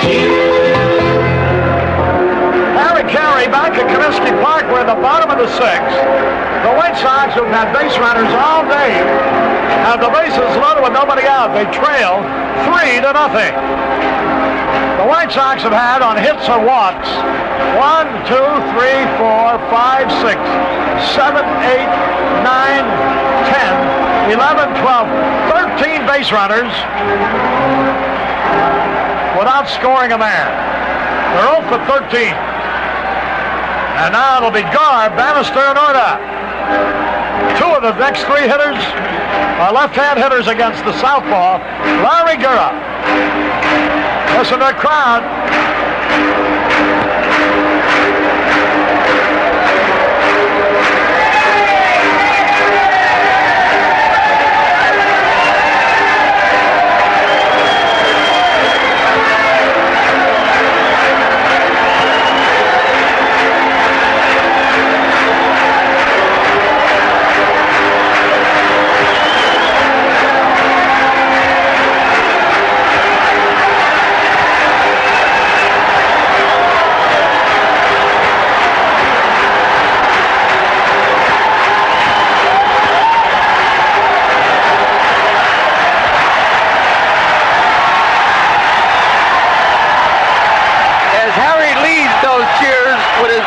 He really got these crowds lined up. Woo! Bases loaded, nobody out. Ball low and away. And boy, this crowd is ready for a hit. If Gar would hit one out of here, they'd tear the joint apart. 1 ball, no strikes, a pitch. Popped it up over near the stands. Will it be a play? Yay! A good catch. Gar fouled out to the catcher. That hurt.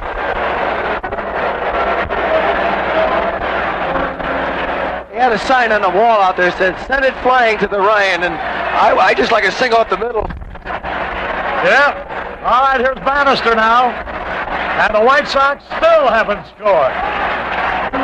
That was a big man with nobody out. Now there is 1 out, and here comes Whitey Herzog again. He's got Doug Bird, his ace, in the bullpen. But if he goes to Bird right now, yep, that's what he's going to do. I was going to say, then he doesn't have another left-hander in that bullpen. So Orta's going to get a chance to hit against Bird, assuming that Bannister will keep the inning alive. Bird has been their ace reliever of late. He's won 8 straight. He's won 8 and lost 1. His ERA is rather high, but they say he's been their best. He's 4.88. This will be his 29th appearance. 66 innings he's pitched. 85 hits, 37 runs, 36 earned, given up 9 home runs. He's walked 17 and struck out 50. Bird is 6'4". He's 180 pounds. Last year he was 12 and 10. So we had pretty good luck against him at Kansas City. We knocked him out in the 8th inning in relief. Got the good hard fastball. He likes to throw fastballs more than anything, and that's what the reliever has to do. He has to get it over. His slider is a pretty good pitch, so it's fastball slider that Bannister will now be facing. You know, as Jimmy mentioned, he's 8-0 in relief this season. And he's also won 12 in a row out of the bullpen, dating back to August the 15th, 1975, when he suffered his last relief loss. In relief this year, he has been outstanding. So he's their ace. And now, there's 1 out with the bases loaded. George Orta would be next. Minnesota's taking the lead at Cleveland, 3-2. When you think of it, Bannister's got 46 RBIs hitting first or second. And Brett, who's got power, has only got 44. The infield playing back for the double play. The pitch. Curve outside. 1 ball, no strikes. Downing, the runner at first. Sauter home at second. Lemon at third. 1 out. The infield back. Ball 2, low and outside. 2 balls, no strikes. Bannister takes a look at Bobby Knapp. Now the pitch. Popped it up with 2 balls, no strikes. Man, oh man. We haven't hit a fair ball yet this inning after getting the bases loaded. Bannister fouled the breath. Boy, oh boy, can't they take a pitch? So it's all up to order now.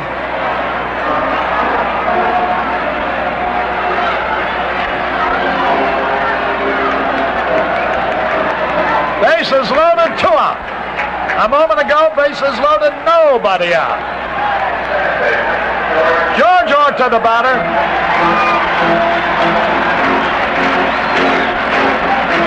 And Richie Zisk would be next. Orta with 9 homers.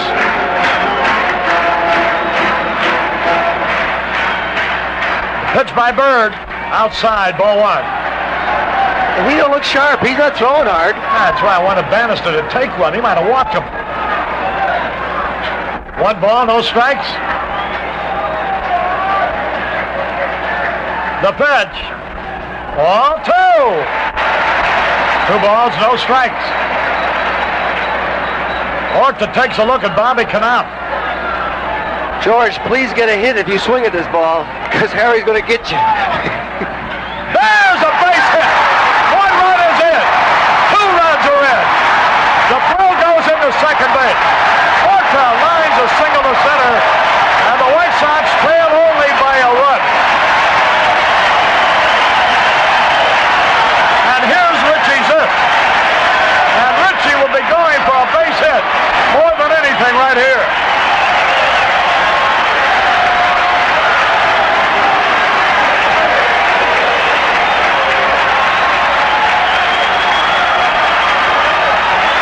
There's this. 3-2 now.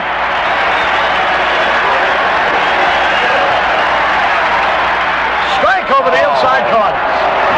And Zisk didn't like that at all. Thought the pitch was inside. Base hit would tie it up. Swung and he missed. Strike 2. Richie has a very slow bat today. He has struck out twice, and his bat is not quick. So he's got to choke up and really get quick. He's in the hole now. 2 strikes or nothing. Fouled it back. And he's still in the hole. Hit that ball right out of the catcher's glove. Zisk talking to the plate umpire. White Sox back in the ball game. They trail only by a run. Now the pitch. Low. And the count, 2 strikes and a ball, and it wasn't much too low. Caused that odds and evens. Now we're even. 2 strikes and a ball. The runner was going, the pitch is fouled back. Orta was going. Now we're going to try the double steal. 2 strikes and a ball. Oh, I'd like to see him hook one in the right field. 2 strikes and a ball. Go to first. What a hole on Harry between first and second is a tremendous hole with White playing almost behind second base. Now to stretch the pitch. Shot came out again. That's a 3rd strikeout in a row for Zisk. But the White Sox get 2 runs on 2 hits. No errors, 2 men left. This is Harry Carey going over to the television booth. The score here at the end of 6. Kansas City 3, the White Sox 2. We've got something for everyone, and we've got something for you. We've got everything under the sun, and we got something for you. Sears Zenith dealer and take a look at the picture you get on Zenith Chromacolor 2 with EVG electronic video guard tuning. EVG helps keep the Zenith picture sharp and clear for years, not just when the TV set's new. With EVG, you get direct positive signal reception every time you select a channel. Zenith electronic video guard tuning, featured on selected models in every Zenith screen size category. See your Zenith dealer and ask for a demonstration. We've got something for everyone, and we've got something for you. Come on by and join the fun. Have we got something for you? Hi, everybody. Jimmy Pearsall here at Comiskey Park. The White Sox scored 2 runs in the bottom of the 6th inning and almost tied it up. They left runners on at first and third. Richie Zisk went down swinging for the 3rd time, and we've now stranded 11 runners on base. Barrios has gone all the way. He's given up 3 runs and 8 hits.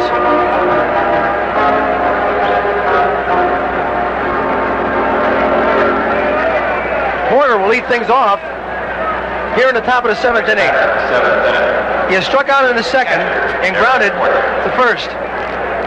He's hitting .276 with 9 home runs and 40 RBIs, and it's a muggy day behind that plate, and he's really wiping himself off with the towel, then using a rosin bag and a pine tar on his bat. Last year, Porter was very unhappy at Milwaukee, and over the winter he was traded to Kansas City and has done a fine job for this ball club. He's learned to hit that ball to left center field. He's got his average up now where it's respectable. Last year he hit .225, and now he's hitting .276. Order is playing him deep in the hole, and Soderholm is off the bag and deep at third. The first pitch from Barrios, breaking ball swung on, fly ball center field, long run for Lemons. He comes in now and he's hollering for it, and he takes it. He had to flip his sunglasses because that ball was right in the sun. 1 out. Autek will hit it. Last time up he doubled and drove in a run. He's got 38 RBIs and 2 home runs, hitting .261. Little shortstop. He's 5'4", the smallest guy in the American League. And he's a pesty fellow when he gets on that base. He's already stolen 33 bases. First pitch from his slider high, ball 1. Frank White on deck. Big hole in left center field as Gar is playing straight away and almost on the line. Slider for a strike on the outside corner. 1 ball and 1 strike. Minnesota came up with 3 runs in the 6th inning. They now lead Cleveland 3-2. The pitch swung on, fly ball left field. Gar going back now. He's going to come in a few steps, and he takes it for out number 2. Porter flies to center, and now Autek flies to left field. That ball was hit off the end of the bat, and the best slider that Barrios has thrown all day. White popped to short and grounded to third. He's 0 for 2, hitting .248. 3 home runs and 27 RBIs. Barrios kicks and delivers. Another breaking ball hits the inside corner for a strike, and he doesn't want to get it in there. Soderholm's off the bag, and he's playing even with the bag now. Breaking ball high. 1 ball and 1 strike. Top of the 7th inning. Kansas City leading 3-2. The 1-1 pitch. Swung on, lined right at Soderholm. Off his glove now, and he can't make a play.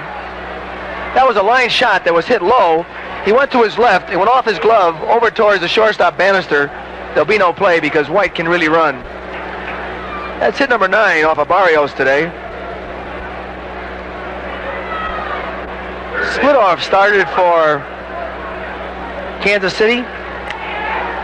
He went 5 innings and gave up 2 runs, 7 hits, walked 6, and struck out 4.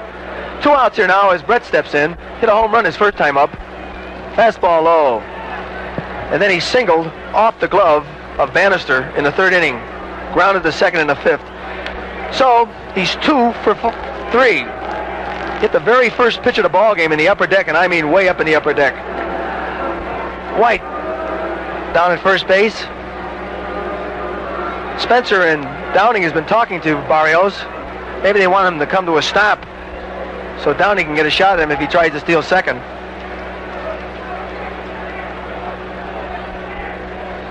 Brett was caught stealing in the 3rd inning. The 1-0 pitch hits that outside corner for a strike, and Brett stares at that outside corner as Downing held that glove right there, and he put it right in the middle of the pocket. 1 ball and 1 strike. Good lead by White now. There he goes. Here's the pitch. Steve Reich, and here's the throw. He's safe. White, with good speed, got a good jump. And Barrios very seldom throws over there. If he take a lesson from Wilbur Wood, he really holds him on and gives the catcher a good chance. That was a perfect throw by Downing. If he had held him on at all, made him come to a stop a little bit where he has to start over again, he might have threw him out. 1 ball and 2 strikes on Brett. White Sox leading 3-2. Brett with 44 RBIs and 8 home runs. He's hitting .297. The pitch, the fastball, just misses outside, and he's trying to peck away at that outside corner. 2 balls and 2 strikes. Laren LeGros is warming up, along with Hamilton in the bullpen. Brett steps out now. White, that was his 13th stolen base. He's been caught stealing 4 times. The 2-2 pitch, way outside, ball 3. And I wouldn't be surprised if Barrios wants him to chase a bad ball or walk him.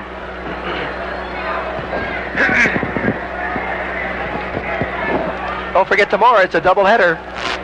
Same 2 ball clubs, the White Sox and the Kansas City Royals, starting at 12:30. Get out here early, get your tickets. Attendance today is just over 36,000. And we go over the million mark in 1977. It's the first time in the history of the White Sox they ever did it in July. The pitch swung on, ground ball out toward short. Tough hop for Bannister. Makes a good play and flips him out. Boy, that ball was hit hard. Took a real tough hop when he got to Bannister. Up around his belt, and he threw a strike over to Spencer for the out. So we get out of a jam right here. And we'll go into the bottom of the 7th inning with the score. Kansas City 3, the White Sox 2.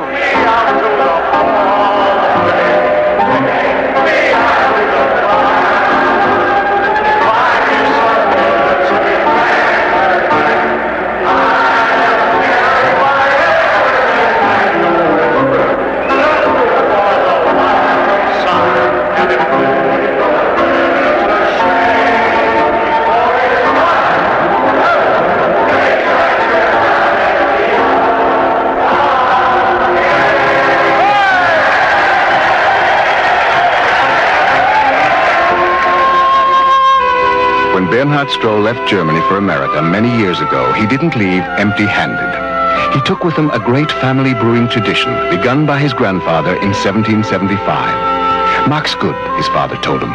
Make it good. Bernhard Stroh did.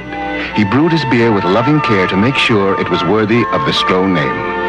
Today, Bernhard Stroh's great-grandsons do the same. The Stroh Brewery Company, Detroit, Michigan. At Checker Oil Company, we're celebrating our 25th year of selling good gas for less. And to help celebrate, we chatted with our customers and asked them to say our slogan. Oh, okay. Checker, for 25 years, it's been a gas. Checker, for 25 years, it's been a gas. Check. About that. You want me to say it? You record it? Yeah. Checker, for 25 years, it's been a gas. Checker, that's for sure. Good gas for less.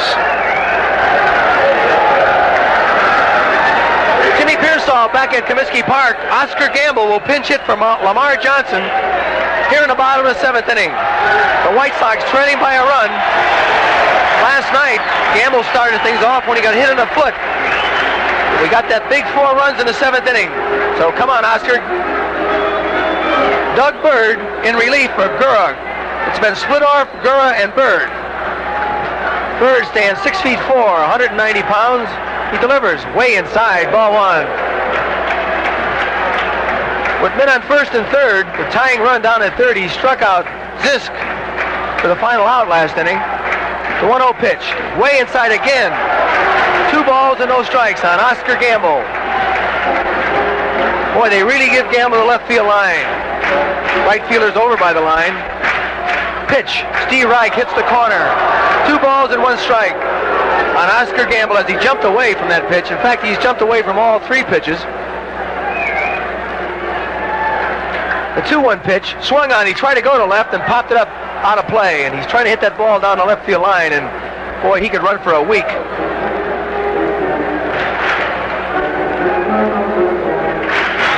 balls and 2 strikes on Oscar Gamble. Nobody out in the 7th. Pitch is swung on. Line drive. Center field for a base hit. White almost got a hold of that ball. He hit it off the fist. Gamble takes a wide turn and now has to hustle back to first. He hit that ball on his fist.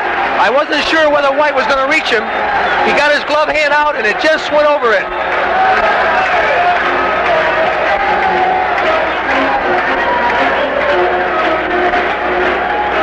Jim Spencer, 30 years old today, has grounded to first, walked, and struck out, so he's 0 for 2, hitting .266, 15 home runs, and 52 RBIs. The wind is blowing in from right to left. In on the grass a little bit is Brett. Tempted bunt. 34,945 is the attendance today. But they also have a lot of guests in the ballpark. 1 ball. There's a throw to first base. Gamble back easily. Brett looking for a bunt. He's in on the grass. And he's away from third base.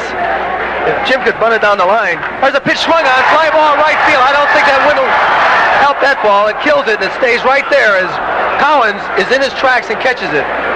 He got a low inside fastball and he tried to golf out of here.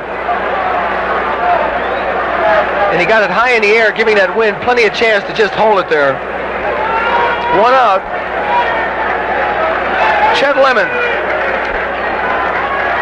has fly to left, struck out, and walked. He scored a run. Bird delivers. Fastball high and almost got away from Porter. I got to believe he crossed him up. Brett is guarding the line now against the double, and he knows how hard Lemon can hit shots at third. The pitch, swung on, line drive, left field. In comes McRae, he can't get it. Falls in for a base hit. And now the White Sox have runners on first and second. The tying run down at second, the winning run down at first. Here in the bottom of the 7th inning, with the White Sox down by a run. Kansas City leads 3-2. The White Sox have 2 runs on 10 hits and no errors. Kansas City 3 runs on 9 hits and 1 error. Eric Soderholm's the hitter. Singled his last time up and then grounded to short, so he's 1 for 2. Boy, he took a breaking ball outside. Now Porter wants to look. He said he went around. Boy, now the bench is really furious.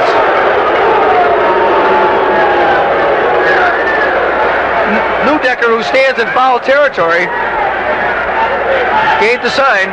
1 strike on him. Porter wig-wagging signs. Bird works quickly now, goes to the belt, kicks and delivers. Fastball, long drive, left field, way back, way back, way back. McRae's back, way back. It's out of here!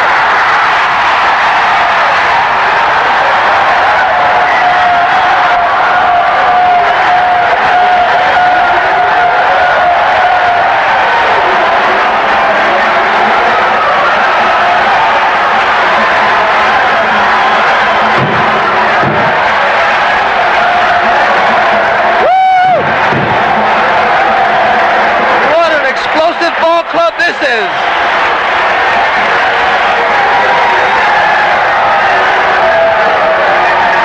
Boy, goosebumps all over here. These fans are going wild. 34,000. Soderholm has just hit his 14th home run with 2 men on base. And 3 RBIs gives him 40 RBIs on the year. Bird is furious with the scoreboard.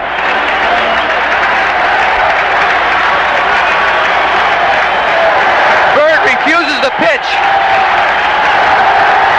Boy, they're really hollering. They want Soderholm to come out and he shakes his hat. And the crowd is going wild. And now they say we're number 1. I guess we are 4.5 teams in first place. 3 runs here in the bottom of the 7th inning. Eric Soderholm's 14 home run puts us ahead, 5-3. The first pitch to Downing, fastball low.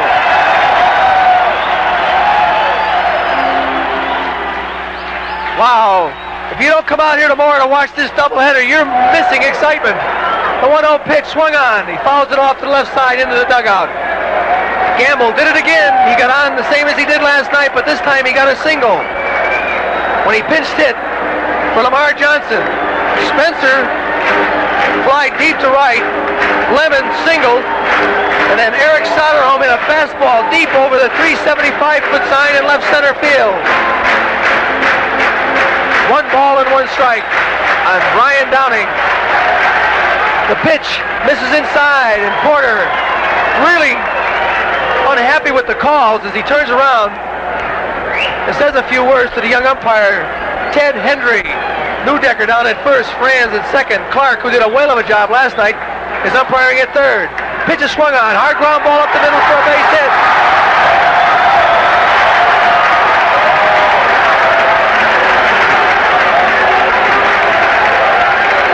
That's the 4th hit of the inning.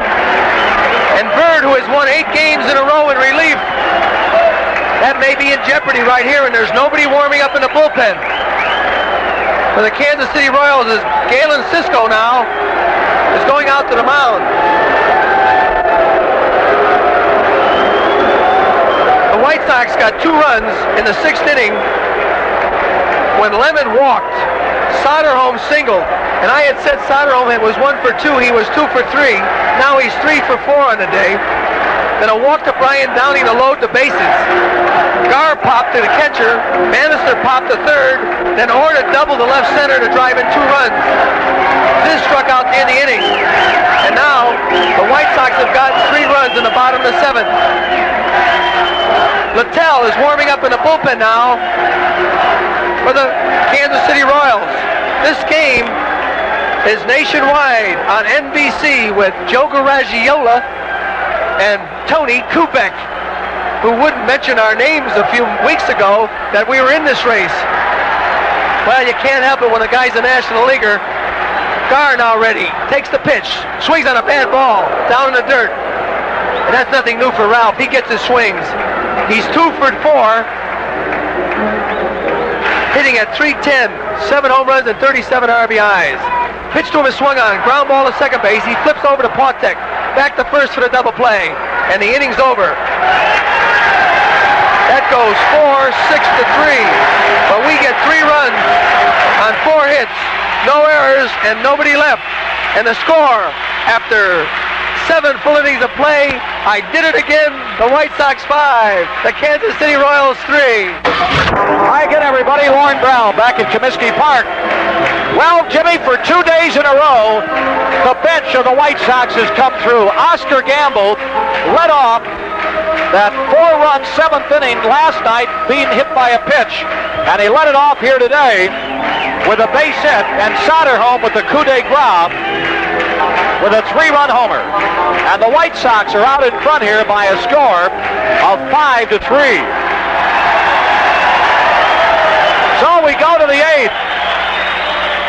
Barrios on the mound now. He's got the number 2, 3, and 4 hitters in the inning. And we've got a right-hander working down in the bullpen, Jim Colburn. Here's a swing and a smash foul down the left field line. I'm wondering how much Barrios has got left. He has not been throwing good. I just hope he can reach back and come up with some good fastballs. Well, Bob Lemon has the bullpen active as this inning gets underway. Dave Lemon, or rather Dave Hamilton, the left-hander, and Laren LeGros, the right-hander, warming up. McRae is 1 for 3 today. Right-hander ready. Here's the pitch. Up high a ball. Boy, what a comeback. The White Sox down 3-0, and Splittorff is getting better as every inning goes by, but they get to him for 2 in the 6th and 3 off of Doug Bird, their ace reliever here in the 7th, and lead it 5-3. Here's the 1-1 pitch. Here's a swing and a fly ball to left field. Garr going back over to his left at the warning track. He's there. He's got it. About 2 feet in front of the wall. Boy, I want to tell you right now, he got away with a high inside breaking ball that McRae didn't quite wait for. I got to believe I'd go to my fastball if I was him. Pete LaCock, the batter, 1 for 3 today. Jim Colburn, a right-hander who worked against Cleveland the other night in the bullpen. Let's see, he worked on Wednesday night. This bullpen's been pretty well depleted. these last couple of nights. Littell's the only one who hasn't really pitched a whole lot lately. He gave up only 1 hit last night, but was charged with 4 runs given up. Here's the pitch to LaCock, a swing and a miss. Off the glove of Downing, strike 1. Let's see, 2 nights ago,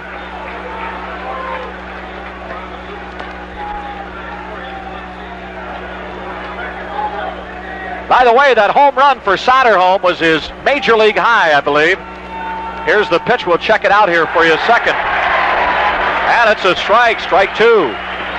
2 good fastballs on the outside corner. He swung and missed at 1, and he took the last. Here's the pitch, outside a ball. Soderholm's high for home runs was 13 for the Minnesota Twins, and he hit his 14th, that 3-run homer.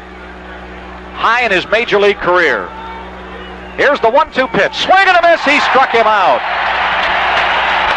So there's 2 down. And Al Cowens, the batter, he is singled. He is flied out to center, and he hit a looper into right center that George Orta, with his back to the infield, made a sensational catch on and doubled up Pete LaCock. Well, another one of the White Sox. Jimmy, we're talking the Sox have a chance of 13 out of their 15 regulars to have their best seasons ever in home runs and RBIs. And already 6 of them have accomplished that feat. Here's the first pitch to Cowens, low and away a ball. Talked about Orta. I got to believe that was the greatest play that George Orta probably ever made in his life. He made the play with the back of the infield, and he knew right away, get that ball to home plate, which he did. McRae went back to third, but LaCock came around to third, and he was out. Here's a pitch outside a ball. But John Mayberry got a hit later to drive in the 3rd run. Fans chanting, we're number 1. Well, no matter what happens today, they will be number 1. Here's the 2-0 pitch. Here's a swing and a fly ball to center field. Lemon going back, going back, going back. He's there, he's got it. 3 up and 3 down in the 8th as he grabs it on the warning track in left center field. So the White Sox are out of the 8th inning. We go to the bottom of the 8th. The White Sox 5, Kansas City 3. You've got a lot on your mind. First, you've got to get that contract signed in Memphis. Why not send Foster? He's one of your top men. And Delta Airlines can get him to Memphis in a hurry. Delta has the most flights going, 10 a day, including 7 nonstops. Now, how about that plant inspection in Houston? Let Walker go on one of Delta's 4 daily nonstops. And you've got to cover that conference in New Orleans. Ms. Woods is the one, and she can choose from 4 Delta nonstops and 4 one-stop through jets to New Orleans, the most flights going. Of course, you can cut travel expenses with Delta night coach flights. The fare is just $50 to Memphis, $76 to Houston, $71 to New Orleans. And you can get Delta reservations fast from your travel department or your travel agent. So if anyone wants to know what business have you got flying Delta, you've got a ready answer.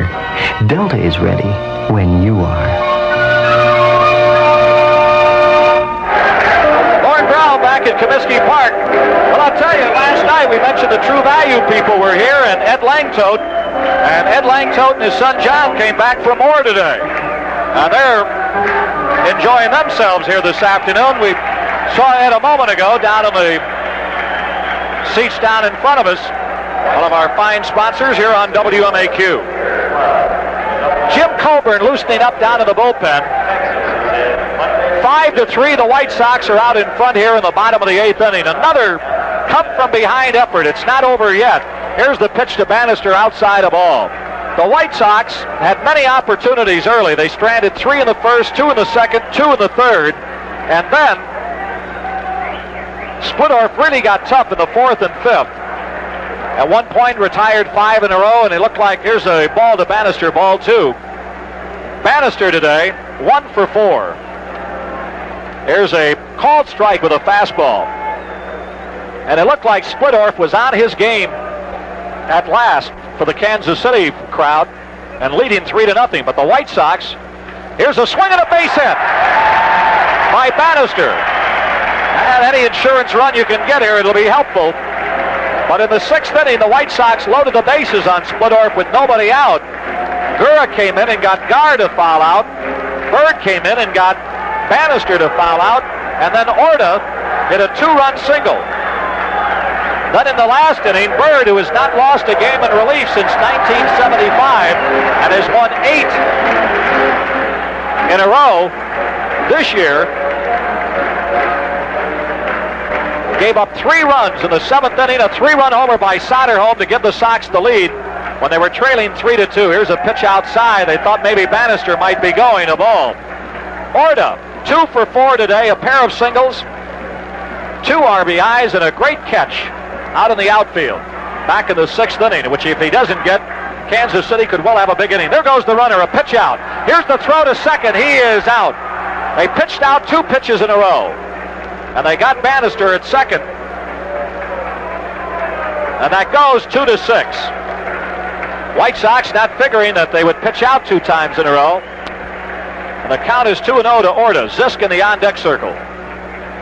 Right-hander ready to pitch inside, a strike in the corner. Minnesota came from behind. They lead Cleveland 3-2, and the game is in the bottom of the 8th. Cleveland has lost 5 in a row. Right-hander ready. The 2-1 pitch. Here's a swing and a long drive. Way back. Way back. It is gone. A home run for Orta.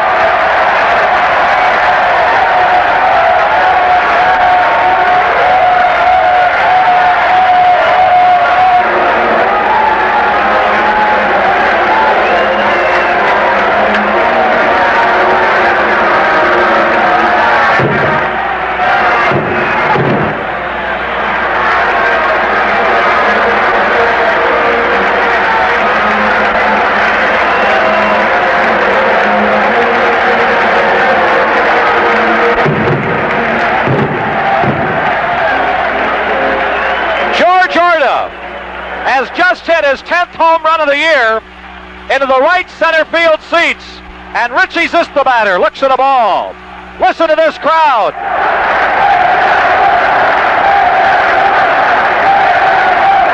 34,945, and the White Sox lead 6-3 in the 8th.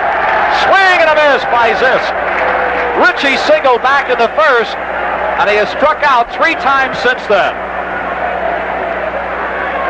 Looking ahead to the 9th, it'll be Mayberry, Otis, and Porter for Kansas City.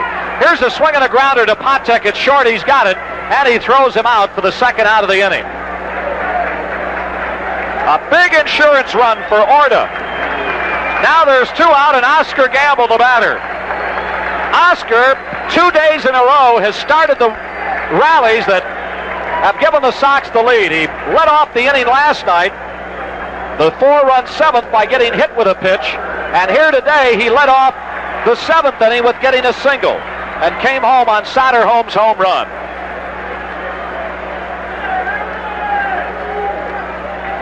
Right-hander in the windup, and the pitch to Gamble. Oh, it hit him! Gamble's a little upset. The umpire gets between him and Doug Bird. Well, that was no brushback either. That came right in on him and hit him in the leg. 2nd time Oscar has been hit here in this series. Well, I'll tell you, the Royals have to be a mite frustrated at this point. Splittorff sailing along with a 3-0 lead, and the roof caves in. But it's not over yet. The Yankees are underway in Oakland. They did not score in the 1st inning. Jim Spencer, the batter, celebrating his birthday today, looks at his strike. Jimmy 0 for 3. And Saturday has generally been his day. They finally got that Met game underway. Thornton has hit a home run for Cleveland. Here's the pitch. Outside a ball. Nobody on in the 8th, so it's all tied up. Cleveland 3, Minnesota 3. Firecrackers going off in right field. The fans boo the people who did it. Bob Finnegan giving them a warning again. Really, there's no place for it. All you're going to do is take a chance of injuring yourself, somebody next to you, or a player. They just announced that those people are subject to arrest, which gives greeted by a cheer from this crowd. That was Thornton, the former Cubs' 16th homer of the year. Tossed to first, runner back. San Diego leads the Mets 3-0 at the end of 1.5.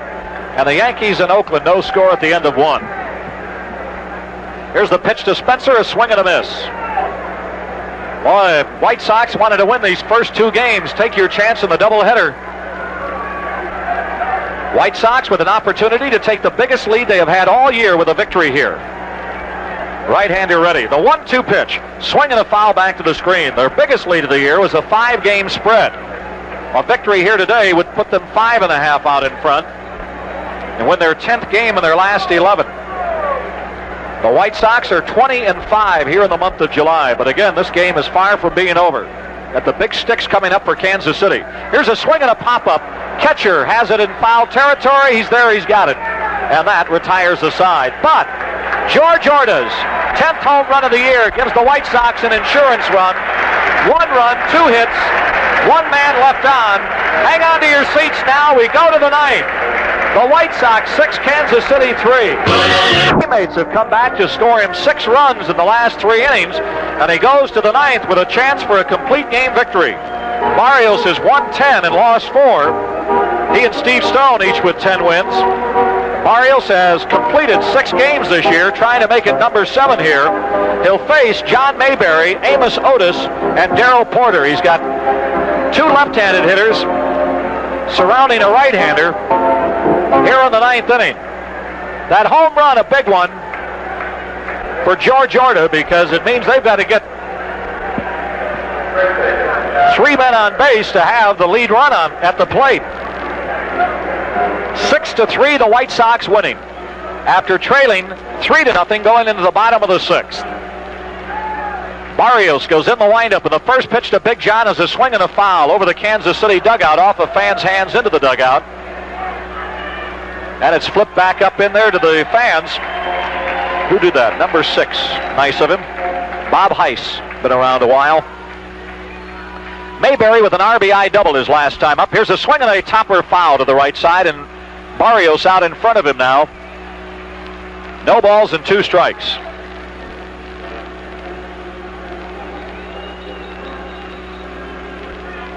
White Sox with 2 in the 6th. A single with 2 out and the bases loaded by Orta.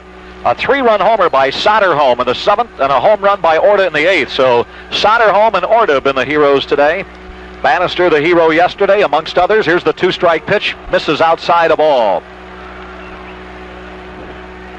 Barrios has retired the side in order 3 times today. Twice he's faced the minimum, or here's the pitch. Here's a swing and a pop-up. Soderholm waits at third. He's there. He's got it. 1 out. Once today, the Royals had the minimum 3 hitters up. A single. The runner was thrown out trying to steal, so 4 times today, Barrios has faced the minimum 3 hitters. And the batter is Amos Otis with a double in 3 trips. Hamilton and LeGros in the bullpen. White Sox fans hoping they're not needed. Here's the pitch, outside a ball. Thornton's home run for Cleveland with nobody on tied up the game at Minnesota. With Minnesota in Cleveland, 3-3. The game is now in the 9th. Here's the 1-strike pitch. Here's a swing and a base hit into left field. Lemon plays it on the roll, and Otis has his 2nd hit of the day, and that is the 10th hit for the Royals. And the batter is Darrell Porter. So he got the left-handed hitter, but the right-handed hitter got the base hit. Darrell Porter, the batter. Looks like Tom Poquette out of the dugout will step in as a pinch hitter. Yeah, it is. Tom Poquette, a left-handed hitter. In the on-deck circle. Fire from over. 2 more outs to go. Porter 0 for 3 today against Barrios. Reggie Jackson has just hit his 18th home run of the year for the Yankees. They're still batting 1-0 over Oakland. Here's a swing and a base hit to right field. Here comes the runner going around second. Here's the throw into second, and now you've got the tying run coming up, as the Royals, with 1 out, have come up with back-to-back singles here. Barrios really didn't have much on that pitch. And Tom Poquette, the batter. They're waiting to see if Poquette's going to be announced. He is. Now here comes Bob Lemon. That may be all for Barrios. Poquette has been announced for the pinch hitter. Obviously, if they bring in a new pitcher to face Poquette, then they could make a move, being they, Kansas City, to bring up another pinch hitter. So Poquette has already been announced. as a hitter for Pontek. Lemon talking with Barrios. Runners at first and third, 6-3 ball game. And Laren LeGros is going to come in. So maybe Whitey Herzog thinking he'd put a right-handed hitter up if they brought Hamilton in. But Bob Lemon, not concerned about the right-handed, left-handed matchup, brings in Laren LeGros. So Barrios went 8 in a third innings. He allowed 3 runs on 11 hits. Frankie didn't walk anybody. And he struck out 2. And a big hand for Barrios as he walks off the field. Standing ovation. Again. And he gives a tip of the cap to the fans. Minnesota did not score in the 9th. They're in the bottom of the 9th. All tied up. Cleveland 3, the Twins 3. So Laren LeGros comes in. Laren, a little wild last night, came in and faced 2 men and walked them both. LeGros, the ace reliever for the White Sox this year, with 5 wins against 1 loss and 17 saves to his credit, with an earned run average of 2.13. LeGros been pitching very well against the Kansas City Royals this year. As I mentioned last night, he faced 2 men and walked them both. But in 5 appearances this year in total, he's allowed no earned runs in 4 innings pitched and only 1 hit.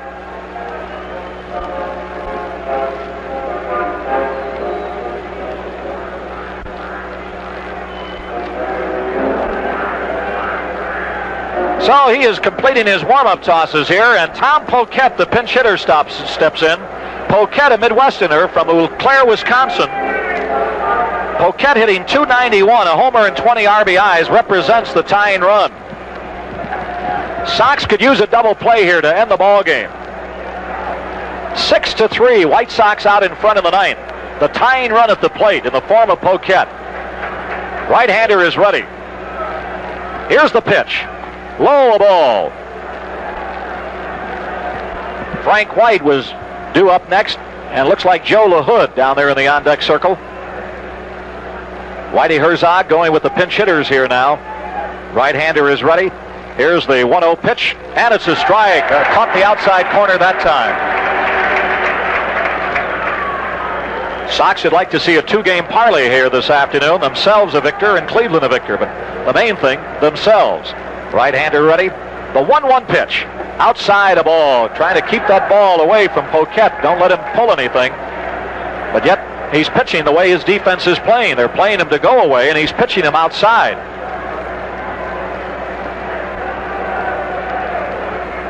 Right-hander ready.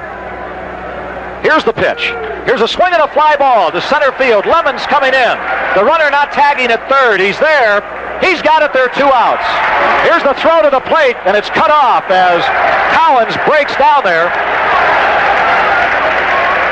Downing yelling at Soderholm now to walk the man back to third, and time is called as they wait for the pitcher to get to the mound. So there's 2 out now. And Joe LaHood's going to be the pinch hitter. LaHood singled against Cleveland the other day and won the ball game. Here he steps up as the tying run, and now Bob Lemon is coming out. Lemon might bring in Hamilton, the left-hander, or just to discuss with LeGros how they want to pitch LaHood. The White Sox have not seen LaHood this year. He was with Texas a year ago, then released, and the Royals bought him. And he had a fine year down in Omaha, and they brought him up recently. He's pinch hit. Got his first pinch hit the other night, as I mentioned, singled in the winning run against Cleveland. Cleveland and Minnesota in extra innings tied up 3-3. So LeGros will face LaHood. 2 out now. He's the tying run. Here's the pitch. Here's a swing and a foul coming to the upper deck. Hits the top of the roof and comes back on the screen in the field. Strike 1. In that Yankee-Oakland game, it's Don Gullett going against Langford. 1-0. The Yankees out in front. in the bottom of the second on a home run by Reggie Jackson. All the rest of the action in the American League tonight. Here's the one-strike pitch. Low a ball, 1-1. Laren LeGros trying to close the door here in the ninth. Sox out in front, 6-3. Right-hander is ready. Here's the pitch. Strike at the knees. 1 ball and 2 strikes. Well, you want to get this guy. You got the ever-dangerous George Brett in the on-deck circle. You don't want to let him bat anymore in this ball game. 1 ball and 2 strikes. Sox fans anticipating this final out. Here's the pitch. Swing and a foul to the upper deck and on the roof and out on Shields Avenue. Another huge crowd, 34,945. These two clubs have drawn 80,864 here, these 2 games, with a doubleheader to go tomorrow. Right-hander ready. The 1-2 pitch on the way. Here's a swing and a base hit. Up the middle. 1 run is in. Holding up now at second base is Porter, and it's a 6-4 ball game. The tying runs are on base, and George Brett is the batter. Boy, you didn't want to see this happen. So LaHood comes through with his second straight pinch single, and that's going to be all for LeGros. They're going to bring Hamilton in to face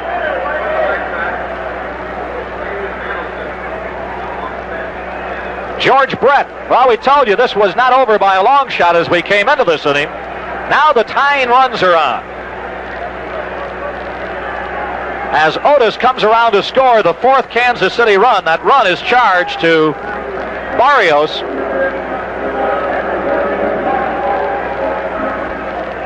And Hamilton comes in. 3rd pitcher employed in this inning. And LeGros gets a hand as Hamilton comes in to face Brett.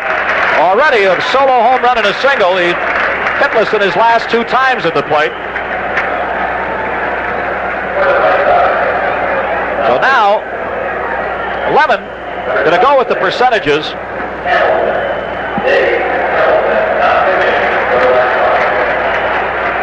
The main guy you're worried about is that runner down at first, LaHood. He represents the tying run.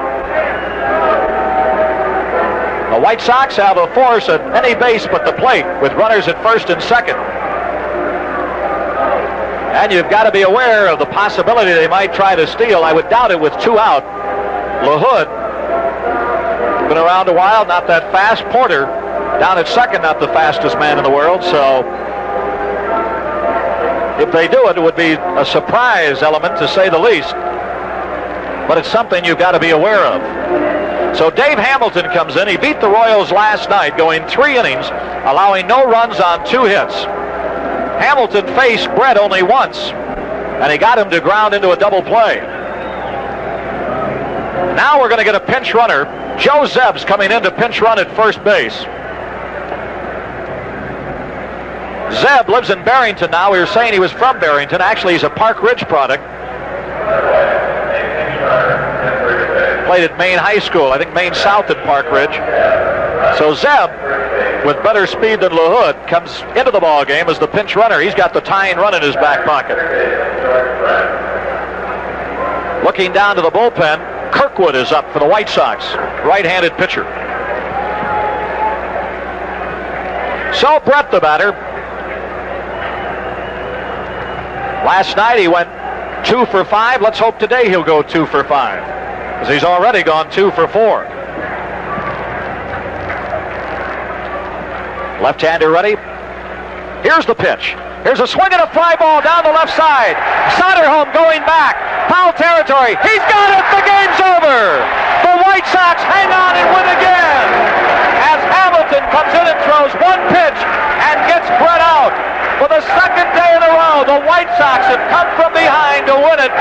Winning today 6-4. Listen to these fans.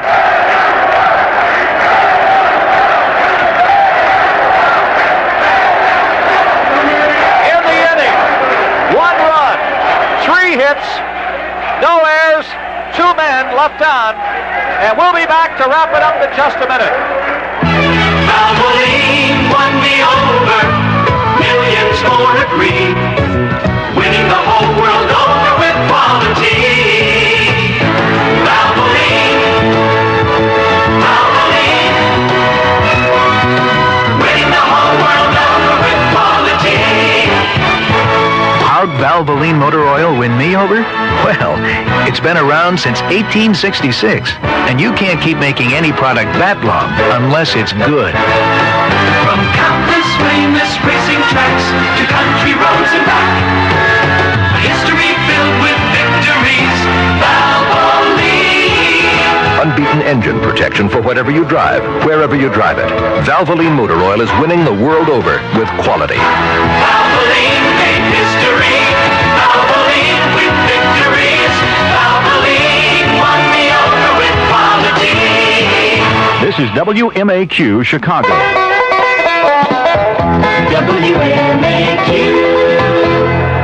Last night, the White Sox trailed 3-0, led 6-3, tied up 6-6, trailed 8-6, but exploded for 4 runs in the 7th and added another and won 11-8. Here today, they trailed 3-0 going in the bottom of the 6th. Had many opportunities in the first 2 innings, unable to score. Splittorff was getting better as the day wore on, it appeared like. At least he was getting people out in that 4th and 5th inning without too much problem. But then the White Sox loaded the bases on him in the 6th inning with nobody out. Gura came in and got a man out, and then Bird came in and got a man out, and things really looked dreadful. But Orta, with 2 outs, came through with a base hit to make it a 3-2 ball game. Then in the 7th, Oscar Gamble, who ignited that rally last night, ignited it again here today. Last night, he was hit by a pitch to lead off that 4-run 7th inning. Here today, he led it off with a single. Then with 1 out, Chet Lemon singled, and then Eric Soderholm hit one into the left center field seats for a 3-run homer, and the White Sox were out in front 5-3. Then Orta hit a home run in the 8th inning to make it 6-3. So Orta drove in 3 runs, Soderholm drove in 3 runs. The Royals had a rally in the 9th, but Hamilton came in and put out the fire, and the White Sox won it 6-4. The game-winning hit goes to Eric Soderholm. It's his 4th game-winning hit and his 2nd since the All-Star break. Let's look at the totals for the White Sox. 6 runs, 14 hits and no errors. The White Sox stranded 12. Kansas City, 4 runs, 12 hits and 1 error. Kansas City stranded 6. The winning pitcher, Francisco Barrios, now the winningest pitcher on the White Sox this year. He is 11-4, and Dave Hamilton picks up the save, his 4th of the year. The loser, Doug Bird, 8-2. It is his first loss in relief since 1975. So the White Sox have met the Royals' best, and they have beaten them. The best out of the bullpen, at least thus far this year. And going into today's game, that may be different come tomorrow. But the White Sox, boy, I'll tell you, this series is so reminiscent of when Minnesota came to town, and the White Sox trailed by a game, and they met the enemy face-to-face, so to speak, hand-to-hand, and swept a 4-game series. They've been in first place ever since. Here the Royals come to town after gaining a game and a half on the White Sox in the last 2 days, and the White Sox, taking them on head-to-head, have beaten them twice here. Last night, 11-8, and today, 6-4. So this is what the White Sox wanted. Win the first 2 games and take your chances with the doubleheader. Hopefully the White Sox can sweep it, but a split would be fine. It would mean the White Sox would have won 3 out of 4. The White Sox, by virtue of this victory now, have their biggest lead of the year, a 5.5-game lead over Kansas City. They are now 55-42. And depending on what happens at Cleveland, they may drop into 3rd place. Cleveland and Minnesota tied up 3-3 in the 11th inning. So the White Sox have now won 7 and lost 1 since the All-Star break. And overall have won 10 of their last 12 ball games. Here in the month of July, they have won 20 and lost 6. What a phenomenal month this has been. I don't know how to say it any other way. Minnesota did not score in the 10th, so Cleveland's at bat in the bottom of the 10th. We may get to see that game down in the Bards room, Danny. Cleveland at bat tied up 3-3. So a great victory here. The Stars, Dave Hamilton, Francisco Barrios, Eric Soderholm, George Orta, Oscar Gamble, just so many, again. And that's the way this club has been all year. Well, we know you enjoyed the outcome of this game. We hope you enjoyed the broadcast. On behalf of Harry and Jimmy, myself, just couldn't be a better day, to say the least, as the White Sox win it 6-4, coming from behind again in the bottom of the 6th to score 2, and taking the lead for good in the bottom of the 7th on a 3-run homer by Eric Soderholm. So that's White Sox baseball, brought to you today by Chevrolet Trucks, trucks that are built to stay tough. By the Champion Spark Plug Company, who reminds you that the fresher your plugs, the better your mileage. By Stroh's Beer. For more than 200 years, real beer lovers know that it's Stroh's. By True Value Hardware Stores. True Value, it's not just a name, it's their way of doing business. And by the Zenith Corporation, the one with Color Sentry automatic picture system and electronic video guard tuning. This is Lauren Brown speaking for Harry Carey and Jimmy Pearsall as the Chicago White Sox win it here 6-4 and now are 24 games over 500. Thanking you for listening, and hope you'll join us tomorrow at 12:15 for Harry's warm-up show and the 12:30 doubleheader when the Chicago White Sox and Steve Stone and Chris Knapp take on the Kansas City Royals with Marty Patton and Dennis Leonard. Dan Hozak has been our engineer, and this has been a WMAQ presentation. Remember, it's Banner Day tomorrow. You can't fly Continental, you might as well not fly. If you can't fly Continental, we'll miss you in the sky. If you can't fly Continental, we'll treat you the way we do. If you can't fly Continental, who's gonna move their chair for you? If you can't fly Continental, you'll miss the kind of fly-dry vacations that we're famous for. Get accommodations and a car in California from just $17.30 a day, or in Colorado from $20.07 a day. You'll also miss our wide-body DC-10s with the only coach pub in the sky. If you can't fly Continental, the West might not be the same. If you can't fly Continental, who's gonna move their chair for you? Continental's fly-dry vacations to the West. Price per person, double occupancy, airfare additional. For details, call your travel agent or Continental. Coach Pub on DC-10s excluding Hawaii through service. This is WMAQ Chicago. And now, Dennis Day on your radio station.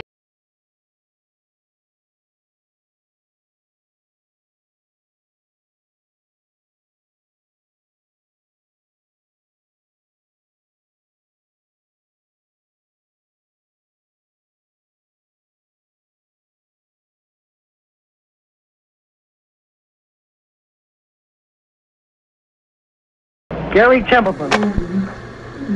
Yeah. All right. You okay? No.